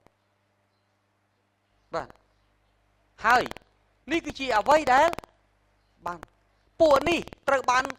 មនុស្សលើកដំកើងឲ្យទៅជាព្រះហើយពួកនេះសម្រាប់មនុស្សដើម្បីថ្វាយយ៉ាញ់បូជាគ្រប់ទាំងទីក្រុងគ្រប់ទាំងអាសនៈដែលពួកនេះថ្វាយបង្គំទាំងអស់គឺនៅពេលដែលគេទៅពិនិត្យមើលសិតតែយកសម្រាប់មនុស្សថ្វាយយ៉ាញ់បូជាទាំងអស់ដូច្នេះពូជនេះជាពូជរបស់ផងសាតាំងវាមានតែមួយបើយើងមិនបំផ្លាញសាតាំងមានសាតាំងផ្លាញយើងតែប៉ុណ្្នឹងទេនោះជាហេតុផលដែលព្រះជាអម្ចាស់ត្រូវឲ្យបោះសម្អាតនៅលើទឹកដីកាណានចេញបាទហើយយើងមកដឹងថាអូព្រះគ្រីស្ទ genocide បាទព្រះជាម្ចាស់សម្លាប់មនុស្សបាទព្រះជាអ្នកបង្កើតមនុស្សព្រះអង្គចេះស្រឡាញ់មនុស្សជាងយើងស្រឡាញ់ទៅទៀតប៉ុន្តែតើព្រះអង្គស្រឡាញ់មនុស្សបែបណាដែលគួរស្រឡាញ់យើងឃើញនៅក្នុងអត្ថបទព្រះគម្ពីរសុំតមកវិញយើងឃើញបាទនេះគឺប្រើពាក្យដូចគ្នា even as Sodom and Gomorrah បាទហើយព្រះគម្ពីរប្រើពាក្យមិនខ្ញុំ highlight ក្រហម after strength flesh ស្អីគេសត្វសាច់ចម្លែកគឺ hybrid ទាំងឯងបាទនៅក្នុងព្រះគម្ពីរលោកពេត្រុសនិយាយដូចគ្នា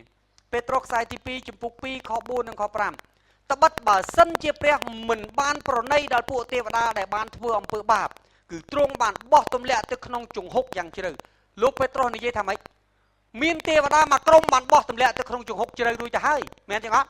ប៉ុន្តែយើងដឹងថារហូតដល់មួយថ្ងៃនេះទេវតា1ភាគ3អត់ទាន់បានបើកការជំនុំជម្រះនៅឡើយទេមែនទេអត់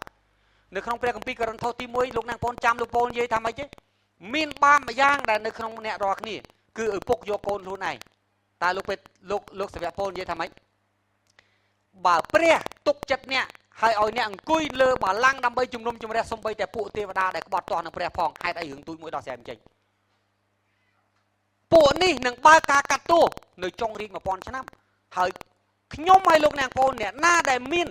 ដែលបានទទួលរូបកាយដំនឹងអង្គុយកាត់ទោសអ្នកទាំងអស់នោះមានន័យថារហូតមកដល់ថ្ងៃនេះមិនទាន់មានការកាត់ទោសពួកទេវតាទាំងនោះទេ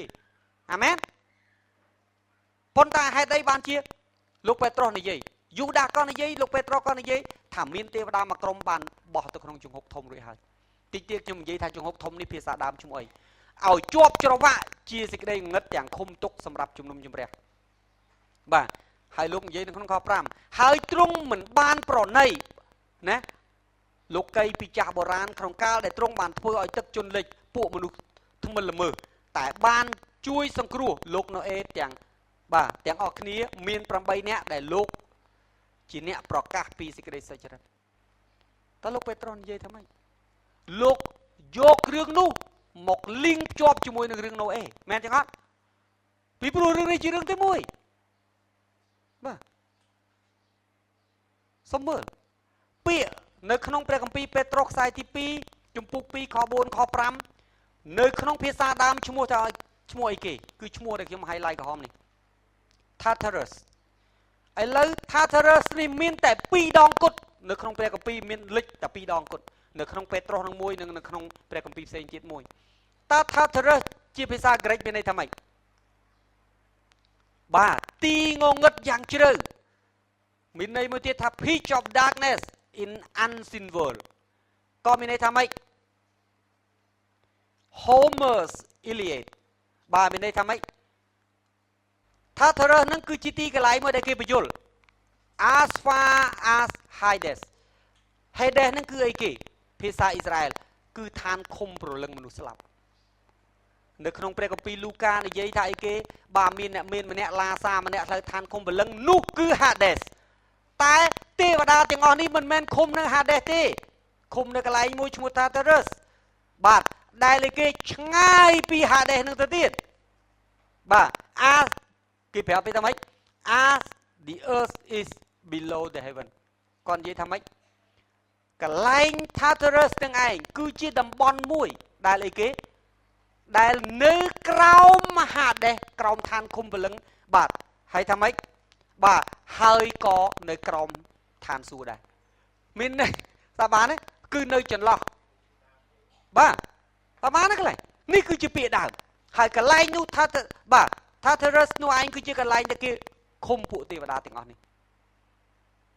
យើងសិក្សារីកពីលោកអ្នកបងចាំគេហៅ methodology បាទតាក់ទងទៅនឹងរឿងព្រេងរបស់ Greg មានរឿងព្រេងរបស់ផងគេមានមនុស្សម្នាក់ឈ្មោះអីគេ Titan លោកអ្នកបងដឹងថានៅក្នុងភាសា Greg Titan ហ្នឹងតើ Greg ពិពណ៌នាថាម៉េចទេថា Titan គឺជាប្រភេទមនុស្សពាក់កណ្ដាលមនុស្សពាក់កណ្ដាលទេវតាតើបានទេបាទហើយគេបញ្យល់ប្រាប់ថាម៉េចនៅក្នុងរឿងព្រេងរបស់ Greg គេនិយាយថាពួក Titan នឹងឯងគឺបះបោប្រឆាំងជាមួយនឹងឪពុកខ្លួនឈ្មោះ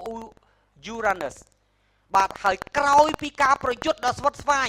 ពួកគេត្រូវបានព្រះ Zeus ដែលជាព្រះខ្ពស់បំផុតរបស់ Greg នេះដែលតំណាងដោយសាតាំងនេះ Zeus នឹងឯងបានចាប់របស់គេហើយបោះទៅ Tartarus នឹងឯងហើយរឿងនេះមិនមែនមានតែក្នុង Greg ទេ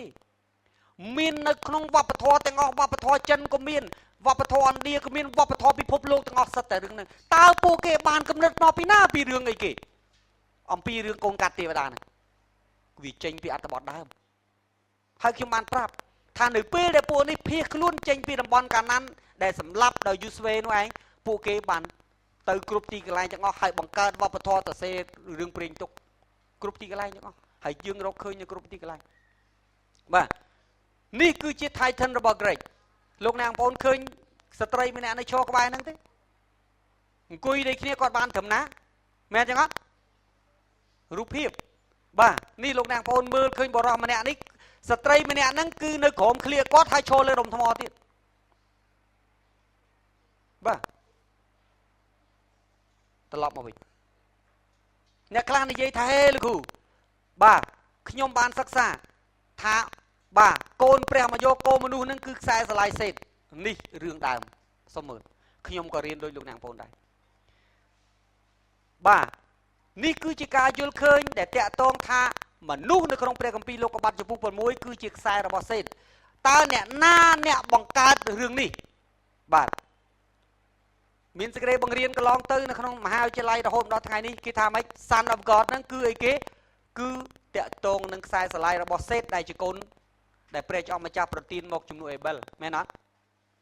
ហើយគេនិយាយថាអូកូនរបស់លោកអាដាមហ្នឹងគឺកូនបាទកូនស្រីរបស់ផងបាទព្រះហ្នឹងគឺ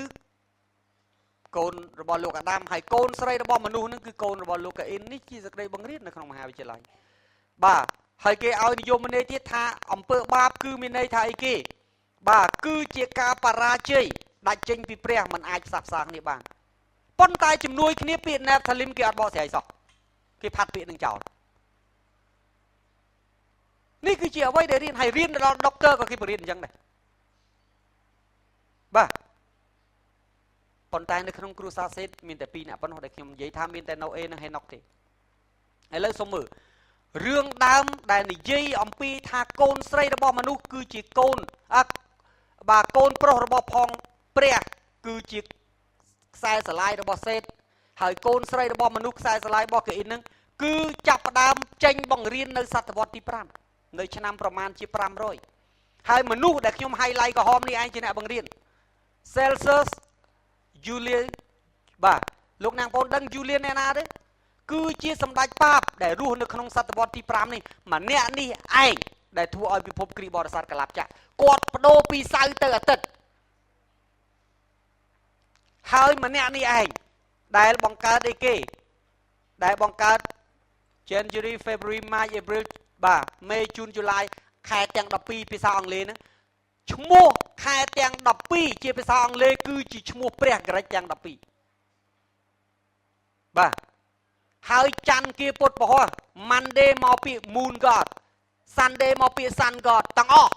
ខ្ញុំមានឯកសារគឺ Julian នេះឯងជាអ្នកបង្កើតរឿង Easter ក៏ម្នាក់នេះជាអ្នកបញ្ចូលរឿងអីគេ Valentine Day ក៏ម្នាក់នេះជាអ្នកបញ្ចូលរឿង Christmas រឿងអីគេបុណ្យ Noel ក៏ម្នាក់នេះជាអ្នកបញ្ចូលតែការពិតបុណ្យទាំង3នេះគឺជាបុណ្យរបស់សារតីទេ Julian នេះគាត់ជាអ្នកធ្វើគាត់អីគេគាត់បង្ខូចដំណឹងល្អពិតប្រាកដរបស់គ្រីស្ទបរិស័ទហើយយកប្រពៃណីរបស់មនុស្សយកប្រពៃណីទំនៀមទម្លាប់របស់ផងមនុស្សយកមកបញ្ចូលធ្វើឲ្យបាទហើយនេះគឺជាចលនាសាតាំងដូចគ្នាដែលបំរុងធ្វើតាំងពីសម័យលោកណូអេមកគឺបំភាន់បន្លំធ្វើឲ្យមានអ្នកណាស្គាល់សេចក្តីពិតទាំងអស់ Julian នេះឯងហើយនៅក្នុងបាទសម័យ Alexander the Great អូខេ Augustine នេះគឺជាបាទមនុស្សដែលគួរឲ្យគោរពហើយមានរឿងជាច្រើនដែលល្អពីគាត់ប៉ុន្តែជាមួយគ្នាបាទគាត់ក៏ទទួលយកសេចក្តីបង្រៀនរបស់សេតដូចគ្នាហើយសេចក្តីបង្រៀនរបស់សេតនេះតមករហូតរាប់ពាន់ឆ្នាំរហូតដល់ពេលបច្ចុប្បន្នប៉ុន្តែការពិតជាអីគេជាសេចក្តីបង្រៀនចេញអំពីរឿងព្រេងប៉ុណ្ណោះគេបង្រៀនរឿងនេះដើម្បីអីដើម្បីពីព្រោះរឿងនេះវាអត់ឈឺក្បាលរឿងនេះវាអត់មានប្រតិកម្មរឿងនេះមានប្រជាប្រិយភាពរឿងនេះស្រួលអត់ចាំបាច់ធ្វើការស្រាវជ្រាវខ្ញុំប្រាប់លោកអ្នកបងប្អូនសំបីតែអត្ថបទផែនទីនៅក្នុងសភៅនេះខ្ញុំហ៊ាននិយាយថា 80% ខុសទាំងអស់អត់មានផែនទីត្រូវទេបើមិនចឹងខ្ញុំសួរមួយភ្នំស៊ីណាយនៅណានៅក្នុងអត្ថបទព្រះគម្ពីរបានប្រាប់ថាភ្នំស៊ីណាយគឺនៅចន្លោះរវាងដៃសមុទ្រក្រហមពីរសំណួរសួរថាអញ្ចឹងណូអេនាំទឹកឆ្លងកាត់ដោយរបៀបណាបើណូអេក៏រស់នៅខាងនេះសមុទ្រហ្នឹងម៉ូសេក៏រស់នៅខាងនេះសមុទ្រខ្វៀលសត្វរបស់គាត់ហើយថ្ងៃមួយគាត់ដើរទៅដល់ភ្នំព្រះគាត់ជួបព្រះមែនអត់ចុះបើភ្នំព្រះនៅឆ្លងសមុទ្រតើណូអេនាំជាមឆ្លងកាត់សមុទ្រដោយរបៀបណាមានអ្នកណាស្រាវជ្រាវអត់សំណួរសួរថាហេតុអីបានជាគេកំណត់ភ្នំព្រះជាម្ចាស់នៅចន្លោះដៃសមុទ្រទាំងពីរតើអ្នកណាកំណត់ម៉ាដាយ Alexander the Great ហេតុអីគាត់កំណត់ដោយសារគាត់កំណត់ដោយសារយូសបគាត់អ្នកណាក៏ដឹងឲ្យតែអ្នកសិក្សាកាពីទីតាំងនេះគឺកំណត់ដោយការយល់សពរបស់ម្ដាយ Alexander the Great គាត់យល់សពឃើញមិនគេទៅឃើញអញ្ចឹងគាត់ថាហ្នឹងឯងភ្នំព្រះតែភ្នំព្រះពិតប្រាកដគឺនៅសាអូឌីអារ៉ាប៊ីនេះគឺជាភ្នំដែលជាទីពិសិដ្ឋរបស់អ៊ីស្លាមរាល់ថ្ងៃនេះឯងជាកន្លែងហាមឃាត់ដាច់ខាតគេបានរកឃើញគ្រប់ទាំងអស់អ្វីដែលបានរៀបរាប់ក្នុងព្រះគម្ពីរបាទខ្ញុំមានសភៅមួយឈ្មោះ The Case of Exodus ហើយអ្នកដែលរកឃើញគាត់ឈ្មោះអីគាត់ឈ្មោះ Moodley ជាជនជាតិអ៊ីស្រាអែលជាអ្នកប្រាជ្ញផ្នែកខាង medical ដែលជាប់រង្វាន់ Nobel នៅប្រទេសស្វីសខ្ញុំមានសភៅហ្នឹងបាទ Moodley គាត់ជាអ្នកប្រាជ្ញផ្នែកគីមីបាទខាងសុខាភិបាលហើយគាត់សរសេរសភៅមួយគឺរឿងករណី Exodus ហ្នឹងឯងនេះកមណាំងហ្នឹងឯងដើម្បីយកអីគេបណ្ឌិតផ្នែកខាងព្រះគម្ពីរហើយគាត់ស្រាវជ្រាវទាំងអស់ហើយគាត់ឃើញដូចគាត់ពិតដឹងបាទដុកទ័រ Moodley គាត់និយាយថាម៉េច 80% នៃឯកសារនេះខុសទាំងអស់ឲ្យតែតាក់ទងនឹងផែនទីពីព្រោះវាអត់មានអីអំណះអំណាងក្នុងព្រះគម្ពីររឿងជាច្រើនណាស់ដែលបង្កប់គេហៅថាអីគេ traditional នៅក្នុងគ្រីស្ទបរិស័ទបាទ Halloween បាទតែជារបស់គ្រីស្ទបរិស័ទទេបាទគ្រីស្ទបរិស័ទមិនដឹងថាតើ Easter egg នឹងស្អីផងបាទមិនដឹងថាតើនសាយនឹងស្អីផងមិនដឹងរឿងជាច្រើនទេផងពីព្រោះរឿងនេះសុទ្ធតែរឿងបង្កប់គ្រីស្ទទាំងអស់បាទពីព្រោះហេតុអីគោលបំណងគេធ្វើឲ្យដំណឹងល្អច្របូកច្បល់ដើម្បីកុំឲ្យមនុស្សមានផ្លូវទៅព្រះដាក់បំប្រាស់ម្ដងហើយម្ដងទៀតគឺយើងពិតប្រាកដហើយនេះគឺជា Julian បាទ Cyril of Alexander ព្រមទាំង Augustine នេះឯងដែលគាត់ជាអ្នកធ្វើរឿងទាំងអស់នេះបាទហើយនេះគឺជាប្រភពដើមនៃសេចក្តីបង្រៀនដែលថាកូនរបស់ព្រះចេញពីខ្សែរបស់សេតបាទឥឡូវយើងមើលនៅតំបន់មួយឈ្មោះគីលកាល់បាទមានជនជាតិមួយឈ្មោះអីគេ បាទ Rephaim ភាសាខ្មែរដាក់ប្រើពាក្យអីគេ Rephaim រដាក់ស្អេផដាក់ស្អេនឹងមកមានជនជាតិ Rephaim នៅពេលដែលយើងអាន Rephaim នៅក្នុងភាសាខ្មែរដូចជាអត់ដឹងមានន័យយ៉ាងម៉េចប៉ុន្តែភាសារបស់គេ Rephaim គឺអីគេ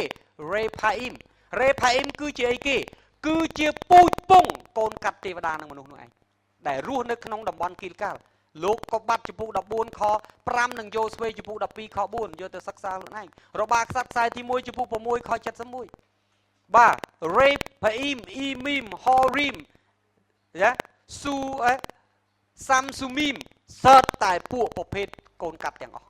គឺពួកទេវតានេះទាំងអស់ហើយឈ្មោះនេះមានក្នុងព្រះគម្ពីរខ្ញុំឲ្យលោកអ្នកបងប្អូនតែនៅពេលសរសេរខ្មែរយើងអត់ដឹងមានន័យថាម៉េចបាទលោកក៏បាត់ចំពុក14លោកក៏បាត់ចំពុក15លោកអ្នកបងប្អូនដែលត្រូវការសេចក្តីបង្រៀនហើយចាប់អារម្មណ៍លោកអ្នកបងប្អូនអាចមកសេវយកឯកសារនេះបាទពីព្រោះលោកអ្នកបងប្អូនមិនអាចកត់អស់ទេហើយលោកអ្នកបងប្អូនដែលចង់ស្ដាប់ឡើងវិញលោកអ្នកបងប្អូនចូលនឹងអ៊ីនធឺណិតពីព្រោះអត្ថបទនេះយើងដាក់ក្នុងអ៊ីនធឺណិតឈ្មោះទាំងអស់អាណាក់ណាមានកូនចៅអាណាក់បាទអណាក់ឯភាសាអត់មានដឹងមានន័យថាម៉េចព្រះគម្ពីរខ្មែរប៉ុន្តែនៅពេលដែលយើងចូលទៅក្នុងព្រះគម្ពីរអង់គ្លេសបាទគឺជនជាតិមួយឈ្មោះអាណាគីមគឺជាកូនពូជពងរបស់ផងពួកនឹងទាំងអស់ណាបាទលោកអ្នកបងប្អូនចាំទេមានមនុស្សម្នាក់ឈ្មោះអុកជាស្ដេចស្រុកបាសានមែនទេគាត់ក៏ជាក្នុងចំណោមពួកពូជពងនឹងដែរអុកស្ដេចបាសាននៅក្នុងចោទយកថាចំពុក3ខ11នេះគឺជាអវ័យដែលយូស្វេបានប្រយុទ្ធបាទដើម្បីលោកអ្នកបងប្អូនចាំទេតើក្នុងចំណោមអ្នកស៊ើបការ12នាក់តើមនុស្ស10នាក់និយាយថាម៉េច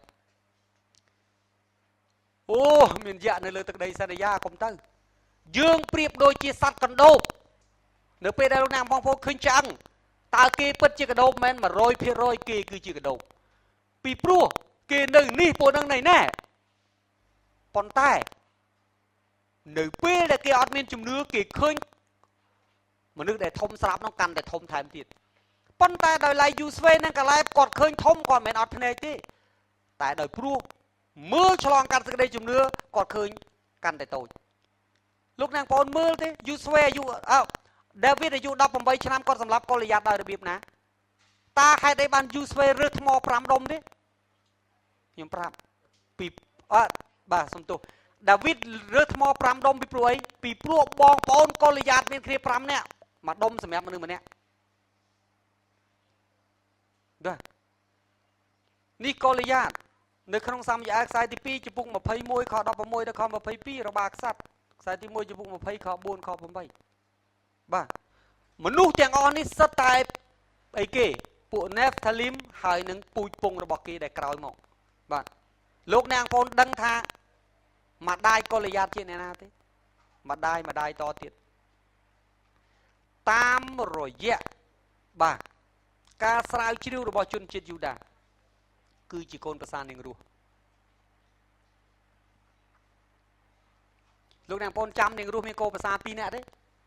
ម្នាក់សំទោសណាអូមីមានកូនប្រសា2នាក់កូនប្រសាទី1ឈ្មោះនាងរស់តែនាងទី2ឈ្មោះអូប៉ាបាទអូប៉ានេះឯងបាទនៅពេលដែលគេធ្វើការសិក្សាស្រាវជ្រាវជនជាតិអ៊ីស្រាអែលគាត់ថាកូលីយ៉ាតនេះគឺជាប្រហែលជាចៅរបស់អូប៉ាពីព្រោះក្រោយពីនាងអូប៉ាត្រឡប់ទៅកាន់គាត់នឹងរៀបការជាមួយណាស់ថាលីមហើយគាត់បង្កើតពូជពងកូលីយ៉ាតនេះឯង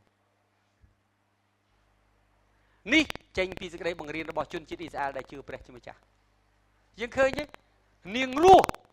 ជាស្រីសាសម៉ូអាប់ដែលដើរតាមព្រះត្រឡប់ជាពូជពងព្រះមេស៊ីតែអូប៉ាដែលជាកូនប្រសានាងណាអូមីបែរទៅជាពូជពងរបស់ពងណាហ្វលីមទៅវិញលោកអ្នកបងប្អូនដឹងទេហេតុអីបានព្រះមិនចង់ឲ្យលោកអ្នកបងប្អូនដែលជាអ្នកជឿព្រះជាម្ចាស់រៀបការមួយអ្នកអត់ជឿក្រៅពីគំរូល្អព្រះអង្គចង់ការពី DNA នៅក្នុងខ្លួនលោកអ្នកបងប្អូនព្រះអង្គត្រូវការពូជសុទ្ធដូចជាពូជណូអេអញ្ចឹងពីព្រោះសូមចាំពួក Nephilim ឬពូជពងរបស់ផងគេនៅមានរហូតដល់សប្តាហ៍នេះនៅក្នុងចំណោមមនុស្សលោកអ្នកបងប្អូនចង់មើលរូបទេខ្ញុំឲ្យមើលបាទមានការអីកើតឡើងបើសិនជាលោកអ្នកបងប្អូនបាទទៅរៀបការប៉ះពួកហ្នឹងលោកអ្នកបងប្អូននឹងបាត់បង់សេចក្តីសង្គ្រោះ អត់មានការប្រែចិត្តអីទាំងអស់សូមចាំ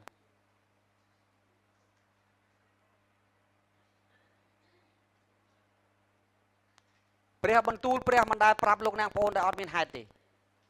បាទ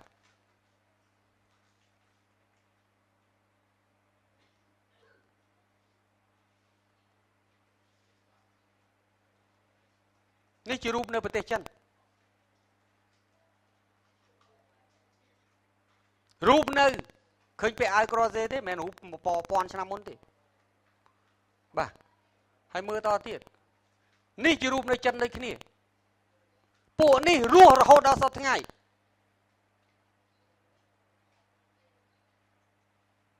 បាទមើលតទៅទៀតណាបាទនេះជាម៉ាមីរបស់ពួកហ្នឹងនេះមួយទៀតនៅសប្តាហ៍ថ្ងៃបាទសុំចាំពូជឯងនឹងចឹកកែងជើងនាងមែនអត់ទំនាស់នេះអត់បញ្ចប់ទេតថ្ងៃព្រះគ្រីស្ទយើងមកស្គាល់ឲ្យច្បាស់បាទហើយខ្ញុំជឿថានៅក្នុងស្រុកខ្មែរក៏ប្រហែលជាមានដែរលោកនាងបងឃើញដានជើងនេះទេខ្ញុំចាំពេលមួយខ្ញុំទៅភ្នំសន្ទុកមានដានជើងធំមួយនៅលើថ្មហើយនៅពេលដែលយើងយកទៅដាក់ទូចមែនតើហើយអ្នកដែលនៅទីនោះគេថាដានជើងមនុស្សពីបុរាណត្រឹមត្រូវប៉ុន្តែខ្ញុំជឿថាពួកនេះគឺជាពួកកូនកាត់ទេវតានេះពីព្រោះពួកនេះទៅពេញផែនដីទាំងអស់ខ្ញុំជឿថាថ្ងៃណាមួយនៅពេលដែលមានការស្រាវជ្រាវគង់តប៉ះទេពីព្រោះគេបានរកឃើញនៅចិននៅឥណ្ឌានៅសង្គ្រប់កន្លែងគឺពួកនេះនៅគ្រប់កន្លែងទាំងអស់បាទសូមមើលតោះទៀតណាបាទលោកអ្នកបងគឺគាត់លើកក្បាលមកប៉ុណ្ណាបាទនេះគឺជាអ្វីដែលគាត់ឃើញមានទាំងអស់បាទមានរឿងខ្លះដឹងយ៉ាងម៉េចទេនៅស្រុកចិនស្ត្រីនឹងបាទបាត់ទៅ2-3 ខែស្រាប់តែមកវិញបាទឃើញមកដល់ផ្ទះវិញដល់ពេលការមានកូនស្រាប់តែកូននឹងទៅជាថ្ងៃល្ងឹតមើលយប់មើលឃើញបាទហើយមាន UFO បាទគោកំពុងស៊ីស្មៅស្រូបឡើងទៅហើយមកវិញមានការស្រាវជ្រាវរបស់មនុស្ស2នាក់មិនមែនជាអ្នកជឿព្រះទេម្នាក់ជាជនជាតិបារាំងហើយម្នាក់ទៀតបាទខ្ញុំអត់ចាំឈ្មោះគាត់ម្នាក់ទៀតគឺជាជនជាតិអាមេរិកកាំងដែលគាត់ធ្វើការស្រាវជ្រាវលម្អិតមែនទែនអស់30ឆ្នាំគាត់ថា UFO ហើយនឹងអេលៀននេះគឺជាពួកសាតាំងអ្នកនិយាយអត់មែនតែជឿព្រះទេហើយនៅក្នុងពិភពយើងនេះមានកន្លែងមួយឈ្មោះ hyperspace ប្រហែលអ្នកធ្លាប់ឮពាក្យ hyperspace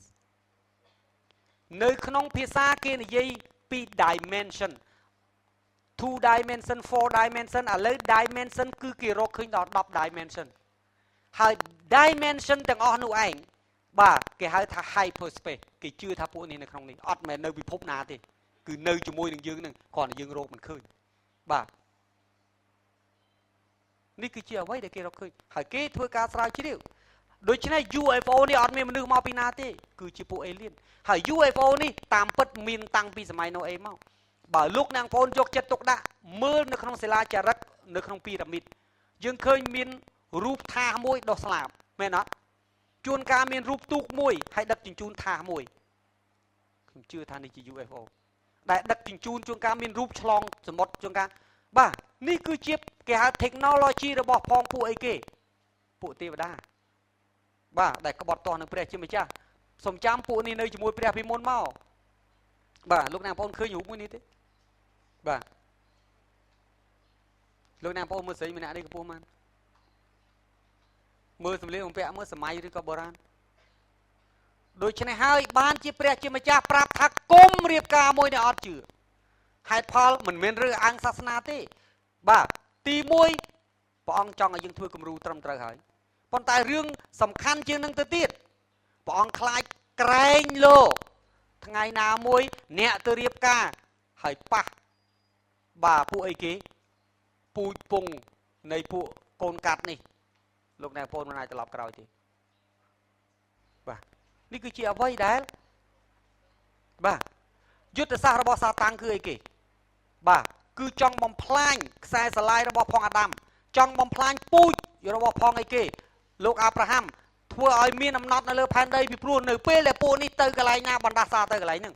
យល់ទេធ្វើឲ្យបាទបង្ខូចបំផ្លាញផែនដីហើយធ្វើឲ្យគេធ្វើឲ្យមនុស្សប្រុសទាំងអស់ផុតពូជ ចាំឯនៅក្នុងព្រះគម្ពីរនេះខមណាំងតើពួកនឹងសម្លាប់អ្នកណាសម្លាប់តែមនុស្សប្រុសទេមែនចឹងអត់ពីព្រោះហេតុអីការពារការប្រសូតរបស់ព្រះមេស៊ីបាទយើងឃើញនៅក្នុងកន្លែងនេះបំពេញធ្វើឲ្យមនុស្សកាន់តែមានចំនួនច្រើនទៅនៅទឹកដីកាណានបាទហើយនៅក្នុងពូជពងរបស់ផងស្ដេចដាវីតក៏ដូចគ្នាយើងឃើញបងសម្លាប់អូនបាទសពបែបយ៉ាងបាទនេះជាយុទ្ធសាស្ត្ររបស់ផងសាតាំងឥឡូវសូមមើលនៅក្នុងទំនុកដំកើងចំពុក22ខ12តើទំនុកដំកើងមកប្រាប់យើងថាម៉េចស្ដេចដាវីតបានតែងនិពន្ធបទចម្រៀងក្នុងទំនុកដំកើងចំពុក22ហើយត្រឡប់ទៅជាទំនាយពីព្រះមេស៊ីខ12និយាយថាមានគោឈ្មោះជាច្រើនបានរុំបាទទូលបង្គំជុំវិញគឺជាគោឈ្មោះយ៉ាងខ្លាំងពីស្រុកបាសានវាបានឡោមព័ទ្ធទូលបង្គំនេះគឺជាទំនាយស្ដីពីព្រះមេស៊ីបាទដែលព្រះគម្ពីរអំប្រាប់ថាម៉េចមានគោឈ្មោះជាច្រើនបាននាំគ្នាមកជុលព្រះមេស៊ីមែនចឹងអត់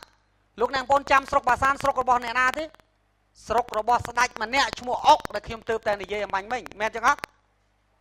ទើបមានន័យថាម៉េចមានន័យថាការសុគតរបស់ផងព្រះចោមម្ចាស់គឺជាសង្គ្រាមរវាងអីគេរវាងពូជរបស់នាងអេវ៉ានិងពូជរបស់សាតាំងអាមែនមែនចឹងអត់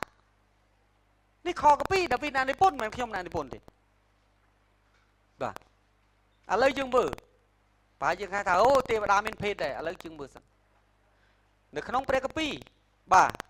ទេវតាបើពេលលេចមកជាទូទៅគឺទម្រង់មនុស្សនៅក្នុងក្រុងសូដុំកូម៉ូរ៉ាក៏អញ្ចឹងការរស់ឡើងវិញរបស់ព្រះយេស៊ូវយើងឃើញបាទការយាងឡើងទៅឋានសួគ៌របស់ព្រះយេស៊ូវបាទក៏បង្ហាញជាទេវតាអាចនិយាយទេវតាអាចចាប់មនុស្សដោយដៃយើងឃើញអ្នកណាដែលឆក់លុតឲ្យនឹងកូនចេញពីក្រុងសូដុំនិងកូម៉ូរ៉ាទេវតាចាប់ទាញហ្មងហើយទេវតាក៏អាចញ៉ាំដែរហេតុអី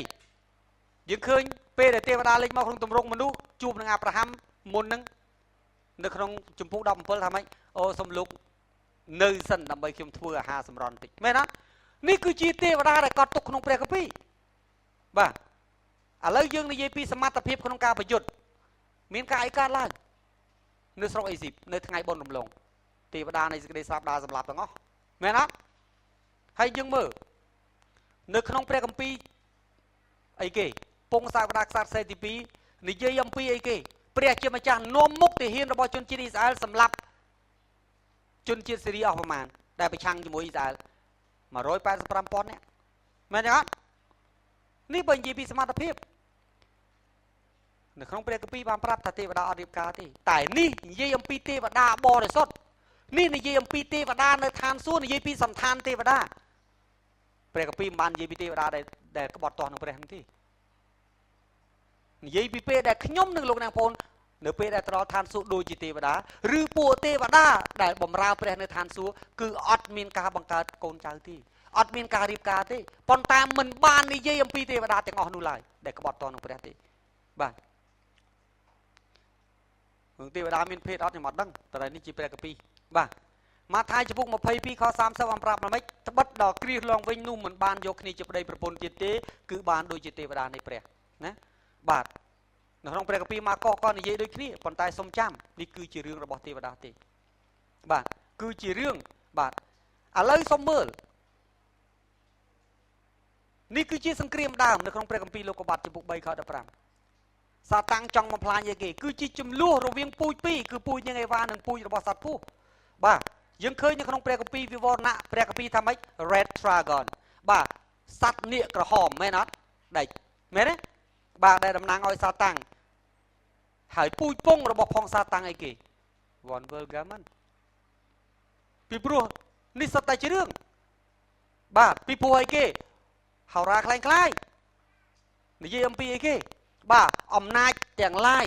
ដែលនៅពីក្រោមអំណាចរបស់ពិភពលោកសប្តាហ៍ថ្ងៃនេះដែលជាពុក10នេះគឺសុទ្ធតែជាអីគេចលនារបស់សាតាំងទាំងអស់បាទតើ One World Order គេថាម៉េចនេះជានិមិត្តរបស់ One World Order ដែលនឹងត្រូវមកដល់យ៉ាងយូរ2018ឬ2020បាទប្រទេសទាំងអស់នឹងលែងមានរបងទៀតហើយបាទមានន័យថាម៉េចអត់មានខ្មែរឯករាជ្យអីណាអីទៀតទេ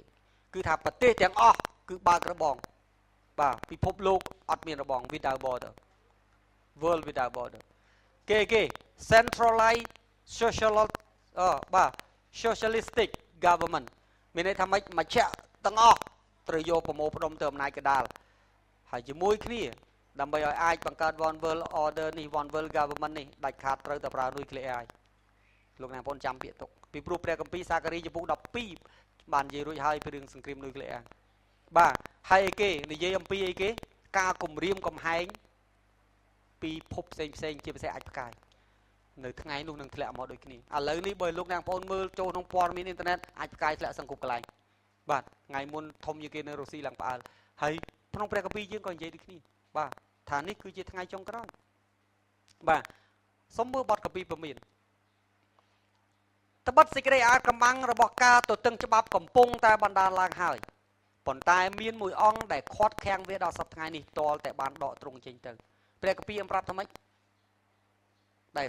យើងរស់នៅបានសុខសាន្តដោយសារព្រះជាម្ចាស់ខាត់ខាំងទេតែនៅពេលដែលពួកបរិសុទ្ធត្រូវបានលើកឡើងទៅអស់ទៅយ៉ាងម៉េចផែនដីនេះគឺជារបស់សាតាំងហើយបាទវានឹងគ្រប់គ្រងហើយព្រះគម្ពីរប្រាប់ថាវានឹងគ្រប់គ្រងពិភពលោក3ឆ្នាំកន្លះអាមែនមុនថ្ងៃព្រះជាម្ចាស់ជំនុំជម្រះនេះគឺជាអ្វីដែលមានក្នុងព្រះគម្ពីរខ8បានប្រាប់ថាម៉េចនោះទើបអាទទឹងច្បាប់នោះនឹងលេចមកបើពួកបរិសុទ្ធមិនដកឡើងបើព្រះគ្រីស្ទបាទមិនយាងទៅទេអាទទឹងច្បាប់នឹងមិនបង្ហាញមកឡើយពីព្រោះហេតុអីព្រះអង្គខាត់ខាំងវានេះជាអ្វីដែលព្រះគម្ពីរដែលលោកប៉ូលនិយាយនឹងលេចមកដែលព្រះម្ចាស់យេស៊ូវនឹងបំផ្លាញដោយខ្យល់ពីព្រះអស់ទ្រង់ហើយធ្វើឲ្យវិនាសដោយរស្មីពន្លឺពីដំណើរទ្រង់យើងមកបាទខ9អាទទឹងច្បាប់នោះនឹងមកទាំងធ្វើការដូចជាសាតាំងអាមែនព្រះគម្ពីរប្រាប់ថាអាទទឹងច្បាប់ចង់សម្ដៅទៅលើអង្គទីគ្រឹះនឹងដឹកនាំពិភពលោកហើយបាទការងាររបស់ផងវាដូចជាការងាររបស់សាតាំងព្រះគម្ពីរនិយាយដោយនៅគ្រប់ទាំងរិទ្ធទីសម្គាល់នឹងការអស្ចារ្យដ៏កំពូត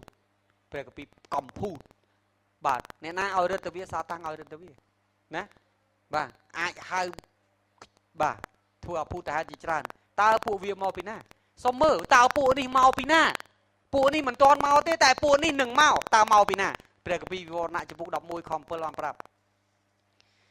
បាទនិយាយពីបន្ទាប់ពីទីបន្ទាល់ពីអ្នកបាទដែលគេជឿរហូតដល់ពេលបច្ចុប្បន្នថាលោកម៉ូសេនិងលោកអេលីយ៉ាដែលលោកនឹងមកដើម្បីធ្វើទីបន្ទាល់បាទនៅក្នុងពេលចាប់ផ្ដើមគ្រា7ឆ្នាំព្រះគម្ពីរបានប្រាប់ថាម៉េចបាទលោកបានធ្វើបន្ទាល់របស់ខ្លួនជាស្រេចបាទនោះសត្វសាហាវបានឡើងចេញពីជង្ហុកធំលោកអ្នកបងចាំសត្វសាហាវចេញពីណាជង្ហុកធំគឺគេ Tartarus មានន័យថាព្រះនឹងប្រឡែងពួកទេវតាទាំងអស់ដែលបានឃុំទុកនៅសម័យណូអេនោះឡើងមកវិញហើយពួកនេះនឹងលុកពិភពលោកមួយសាទៀតឃើញគម្ពីរប្រាប់ទេពួកនេះចេញពីណាជង្ហុកធំគឺអីគេដែលនៅក្រោមហាដេសទៅទៀតហើយនៅក្រោមឋានសួគ៌អាមែនអត់ដឹងនៅទៅណាប៉ុន្តែព្រះដឹងចេះលោកអ្នកបងប្អូនឃើញទេសប្តាហ៍ថ្ងៃ Freemason Illuminati គេបោះសញ្ញាសម្គាល់គ្រប់ទីកន្លែងទាំងអស់ Exo បាទ Ox X បាទអីសពបែបសពយ៉ាងនោះជាសញ្ញាបាទដែលនៅពេលមនុស្សប្រើកាន់តែច្រើនគឺជាសញ្ញាដែលបង្ហាញថាពិភពលោកស្វាគមន៍វាកាន់តែច្រើនហៅវាឲ្យត្រឡប់មកវិញហើយសញ្ញានេះវាពេញផែនដីនៅក្នុងគ្រប់មានអញចេះក៏មានអញចេះក៏មានអាស្អីក៏មានអាភ្នែក1ភ្នែក2មានសពបែបយ៉ាងទាំងអស់នេះជាសុទ្ធតែជាសញ្ញារបស់សាតាំងទាំងអស់បាទហេតុអីគេបញ្ចូលតាមកុនបញ្ចូលតាមទូរទស្សន៍បពោលតាម website បពោលតាមប្រព័ន្ធចម្រៀងបពោលតាមសំបីតែអាវលោកណាបងប្អូនទៅមើលឲ្យពេញផ្សារទាំងអស់សិតតែសញ្ញាពួកសាតាំងមកលោកកបាត់ចំពុក17ខ8ប្រាប់ថាម៉េចឯសัตว์ដែលអ្នកបានឃើញនោះណាពីដើមវានៅឥឡូវបានបាត់ទៅហើយក៏នឹងឡើងចេញពីជង្ហុកធំមកវិញខវិវរណៈ17វានឹងឡើងចេញពីជង្ហុកធំមកម្សិលទៀតអាមែនព្រះគម្ពីរបាននិយាយបាទហើយតមកទៀតឯអស់អ្នកដែលនៅផែនដីដែលគ្មានឈ្មោះកត់ក្នុងបញ្ជីជីវិតគេនឹងបាទមានសេចក្តីអស្ចារ្យហេតុអីអ្នកដែលអត់មានឈ្មោះកត់ក្នុងបញ្ជីជីវិតនឹងចូលដៃហើយបំរើហើយធ្វើឲ្យផែនដីនេះច្បោកច្បល់ដោយសម័យណូអេឡើងវិញអាមែនបាទគេនឹងមានសេចក្តីអស្ចារ្យដោយឃើញសត្វដែលពីដើមនៅហើយឥឡូវនេះបាត់នឹងត្រឡប់មានឡើងវិញព្រះគម្ពីរនិយាយនឹងត្រឡប់មានឡើងវិញមែនទេបាទ បន្តមកទៀតការភូតផលដ៏អស្ចារ្យថៃសាឡនិកខ្សែទី2ចំពោះ2ខ10និងខ11លោកប៉ូលនិយាយថាម៉េច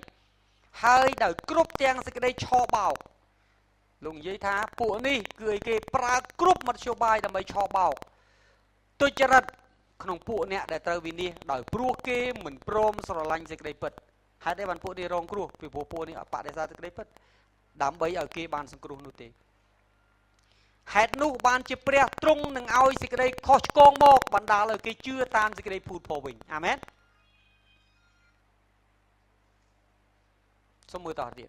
សង្គ្រាមដ៏ចម្លែកលោកអ្នកបងចាំទេនៅក្នុងព្រះគម្ពីរទំនុកកំកើងចំពុក2ខ10ដល់ខ1ដល់ខ3លោកបាទអ្នកនិពន្ធព្រះគម្ពីរទំនុកកំកើងនិយាយថាម៉េចហេតុអ្វីបានជាអស់ទាំងសះជ្រួលជ្រើមឡើងហើយជនជាតិទាំងពួងមានគំនិតជាអាសាឥតការមែនទេអត់តើសះទាំងអស់ហើយជនជាតិទាំងអស់ជ្រួលជ្រើមរឿងអីខ2ពួកមហាក្សត្រនៅផែនដីលើកគ្នាឡើងពួកគ្រប់គ្រងទាំងប៉ុន្មានក៏ប្រឹក្សាគ្នាទាស់នឹងអ្នកណាទាស់នឹងព្រះយើងឃើញលទ្ធផលចុងក្រោយសង្គ្រាមដ៏អស្ចារ្យសង្គ្រាមដ៏ចម្លែកមនុស្សគេនឹងចូលដៃជាមួយសាតាំងហើយប្រឆាំងនឹងព្រះកពីទំនុកកំកើងចំពុក2និយាយច្បាស់អាមែនបាទហើយទាស់នឹងព្រះអង្គដែលលៀបប្រេងឲ្យអញ្ចឹងព្រះយេហូវ៉ាគឺសំដៅទៅលើព្រះវរបិតាព្រះអង្គដែលលៀបប្រេងឲ្យគឺសំដៅទៅលើព្រះយេស៊ូវបាទនិងព្រះអង្គដែលលៀបប្រេងឲ្យដោយពាក្យថាគេនិយាយថាម៉េចចូលយើងផ្ដាច់ចំណងអាមែនកុំរស់នៅក្រោមការគ្រប់គ្រងរបស់ព្រះទៀតព្រះភូតផលទេវិជាសាស្ត្រទើបពិតប្រកបតិចទៀតគេនឹងណែនាំព្រះគ្រីស្ទថ្មីឲ្យពិភពលោកស្គាល់គឺជាអេលៀនបាទមេសាយ៉ាព្រះមេស៊ីមកពិភពអេលៀនបាទនោះនឹងមកភាសាទៀត Lord Sananda បាទដែលនឹងត្រូវមកភាសាទៀតបាទនៅពេលណានៅពេលដែលពិភពលោករង្គោះរង្គើនៅពេលដែលពិភពលោកកំពុងតែរលាយគេថាព្រះនឹងលេចមកដើម្បីជួយស្រង់ពិភពឡើងវិញនៅពេលដែលពិភពលោកមិនអាចជួយខ្លួនឯងបានហើយថ្ងៃនោះគេនឹងណែនាំបាទគេថាម៉េចចូលយើងផ្ដាច់ចំណងទ្រង់ហើយបោះខ្សែចងរបស់ទ្រង់ពីយើងចេញឈប់នៅក្រោមការគ្រប់គ្រងទៀតធ្វើអីដែលយើងចង់ធ្វើអាមែនតែព្រះគម្ពីរខ3ប្រាប់ថាខ4ប្រាប់ថាព្រះអង្គអង្គុយសើចនៅឋានសួគ៌មែនទេបាទតើមនុស្សមានលទ្ធភាពអាចប្រឆាំងមួយព្រះឥឡូវសូមមើលវិវរណៈចំពុក16ខ13 14រួចខ្ញុំឃើញវិញ្ញាណអាសោច3ដូចជាកង្កែបវិញ្ញាណអាសោច3ចេញពីមនុស្ស3ដែលចេញពីមាត់វិញ្ញាណអាសោចទាំង3ដែលមានសន្តានដូចជាកង្កែបហេតុអីបានព្រះគម្ពីរប្រៀបធៀបរឿងកង្កែបសូមចាំកង្កែបនៅស្រុកអេស៊ីបគឺតំណាងឲ្យការថ្វាយបង្គំជាព្រះមួយរបស់អេស៊ីប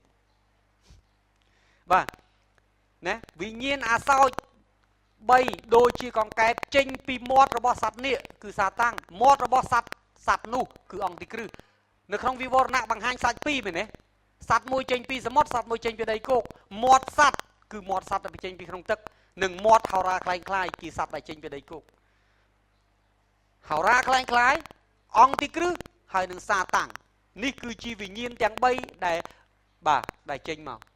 នៅក្នុងព្រះគម្ពីរវិវរណៈប្រាប់ទាំងអស់អំណាចណាលើកលែងតែលោកអ្នកបងប្អូនមិនមើលបាទនេះគឺជាពួក Titan យើងឃើញបាទអេផេសូឥឡូវសូមមើលតើលោកសាវកប៉ូលនិយាយថាម៉េចអេផេសូចំពោះ6ខ12យើងរាល់គ្នាមិនមែនតយុទ្ធនឹងសាច់ឈាមទេគឺនឹងពួកគ្រប់គ្រងនៅក្នុងណាកាពីលោកកាពីទំនុកកំកើងចំពោះ2មិញពួកមានអំណាចមែនទេនិងពួកម្ចាស់នៃសេចក្តីងងឹតអាមែនសង្គ្រាមរបស់យើងគឺជាមួយនឹងទេវតាដែលក្បត់ជាមួយព្រះមិនមែនសង្គ្រាមមួយមនុស្សដូចគ្នាទេស្គាល់កាពីឲ្យច្បាស់មែនទេបាទលោកប៉ូលបាននិយាយបានផ្ដាំហើយទាស់នឹងអំណាចអាក្រក់ខាងវិញ្ញាណនៅស្ថានដ៏ខ្ពស់ដែរមែនទេអត់អញ្ចឹងហើយបានប៉ូលថាម៉េចបើយើងទាស់ជាមួយនឹងទេវតាដែលក្បត់ព្រះជាម្ចាស់បាទយើងគ្មានលទ្ធភាពទាស់ទេដរាបយើងពាក់គ្រឿងសឹករបស់ព្រះជាម្ចាស់ហេតុនោះបានជាត្រូវយកគ្រប់ទាំងគ្រឿងសឹកដែលពោលនឹងណែនាំពោលលើកទឹកចិត្តអត់មានពាក់មួយចោលមួយទេពាក់ទាំងអស់ទើបអ្នកអាចធ្វើជាទាហានដ៏អស្ចារ្យហើយអាចប្រយុទ្ធជាមួយអ្នកទាំងអស់នោះបាន ដើម្បីឲ្យអ្នករាល់គ្នាអាចនឹងទប់ទល់ក្នុងថ្ងៃអាក្រក់កាលណាបានតតាំងសពគ្រប់ហើយនោះឲ្យបាននៅតែឈរមមុនដដែលនេះជាគ្រឿងសឹករបស់ព្រះមានប្រមាណខ្ញុំអធិប្បាយហើយមាន7មិនមែន6ទេសេចក្តីពិតជាខ្សែក្រវ៉ាត់សុចរិតបាទជាអាវក្រោះដំណឹងល្អគឺជាស្បែកជើងជំនឿគឺជាខែលសេចក្តីសង្គ្រោះគឺជាមួកសឹកដាវបាទគឺជាព្រះបន្ទូលព្រមទាំងសេចក្តីអធិដ្ឋានសេចក្តីចាំយាមដោយនៅគ្រប់ទាំងសេចក្តីជាប់ជួននិងសេចក្តីទូលលង្វឲ្យពួកបរិសុទ្ធហេតុអ្វីបានជាខ្ញុំថាសេចក្តីអធិដ្ឋានគឺជាអាវុធសូមចាំអំណាចដែលព្រះប្រទានឲ្យខ្ញុំអំណាចដែលព្រះប្រទានឲ្យលោកអ្នកបងប្អូនអំណាចពីឋានសួគ៌ដែលនៅជាមួយយើងគឺតាមរយៈការអធិដ្ឋានអាមែនលោកអ្នកបងប្អូនមិនអាចយកអំណាចឋានសួគ៌មកប្រើទេបើលោកអ្នកបងប្អូនអត់ចាំយាមលោកអ្នកបងប្អូនមិនអាចយកអំណាចឋានសួគ៌មកប្រយុទ្ធទេបើលោកអ្នកបងប្អូនអត់អធិដ្ឋានដូច្នេះការអធិដ្ឋានគឺជាប្រភពនៃអំណាចព្រះប្រទានអំណាចទៅឋានសួគ៌ឲ្យខ្ញុំឲ្យលោកអ្នកបងប្អូនទៅតាមរយៈកម្លាំងនៃការអធិដ្ឋាននោះឯងអាមែនបើលោកអ្នកបងប្អូនបោះបង់ចោលការអធិដ្ឋានមានន័យថាលោកអ្នកបងប្អូនបោះបង់ចោលអំណាចបោះបង់ចោលធម៌ពលនៃឋានសួគ៌ហើយការប្រយុទ្ធនេះគឺជារបស់លោកអ្នកបងប្អូនផ្ទាល់ខ្លួនមិនមែនរបស់ព្រះទេអាមែននេះគឺជារឿងអ្វីដែលព្រះជាម្ចាស់លើកទឹកចិត្តយើងបានជាខ្ញុំលើកទឹកចិត្តហើយលើកទឹកចិត្តទៀតលោកអ្នកបងប្អូនចាំទេបេសកកម្ម3ដែលព្រះប្រើខ្ញុំចុងក្រោយរឿងអីទី1បងប្រាប់ថាដាស់ទានរាជរបស់ផងអញឲ្យដើរចេញពីបាបមែនអត់ទី2ឲ្យគេចាំយាមទី3ប្រាប់គេថាអញចិត្តមកហើយលោកអ្នកបងប្អូនដឹងទេហេតុអីបានខ្ញុំព្យាយាមទិញទូពីព្រោះវាច្បាស់ពាក្យខ្មែរនិយាយថាលឺ1000ដងមិនស្មើនឹងឃើញម្ដងបើខ្ញុំអធិប្បាយថ្ងៃនេះឲ្យលោកអ្នកបងប្អូនអត់ឃើញរូបឬខ្ញុំប្រចាំងក្នុងស្លាយលោកអ្នកបងប្អូនអាចមើលឃើញទេអត់ឃើញទេ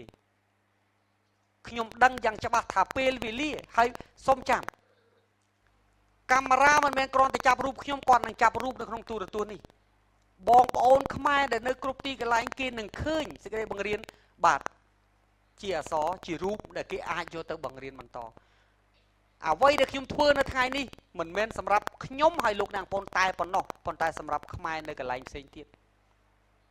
ដូច្នេះវាជាពរសម្រាប់យើងម្នាក់សម្រាប់ខ្ញុំហើយសម្រាប់លោកអ្នកបងប្អូនដែលព្រះអង្គប្រើពួកជំនុំឯករាជ្យពួកជំនុំដែលតូចមួយដើម្បីឲ្យអាចមិនត្រឹមតែនាំពរសម្រាប់ខ្លួនយើងត្រៀមខ្លួនឯងតាន់ពេលតាន់វេលាតែអាចឲ្យពរដល់អ្នកដទៃបានទៀតយ៉ាងយូរមួយឆ្នាំទៀតអ៊ីនធឺណិតប្រើឡើងកើតហើយដូច្នេះបានជាខ្ញុំត្រូវការជាចាំបាច់ដើម្បីបញ្ជូនព័ត៌មានឲ្យតាន់ពេលតាន់វេលាបាទយ៉ាងហោចបានមួយឆ្នាំដែរបាទ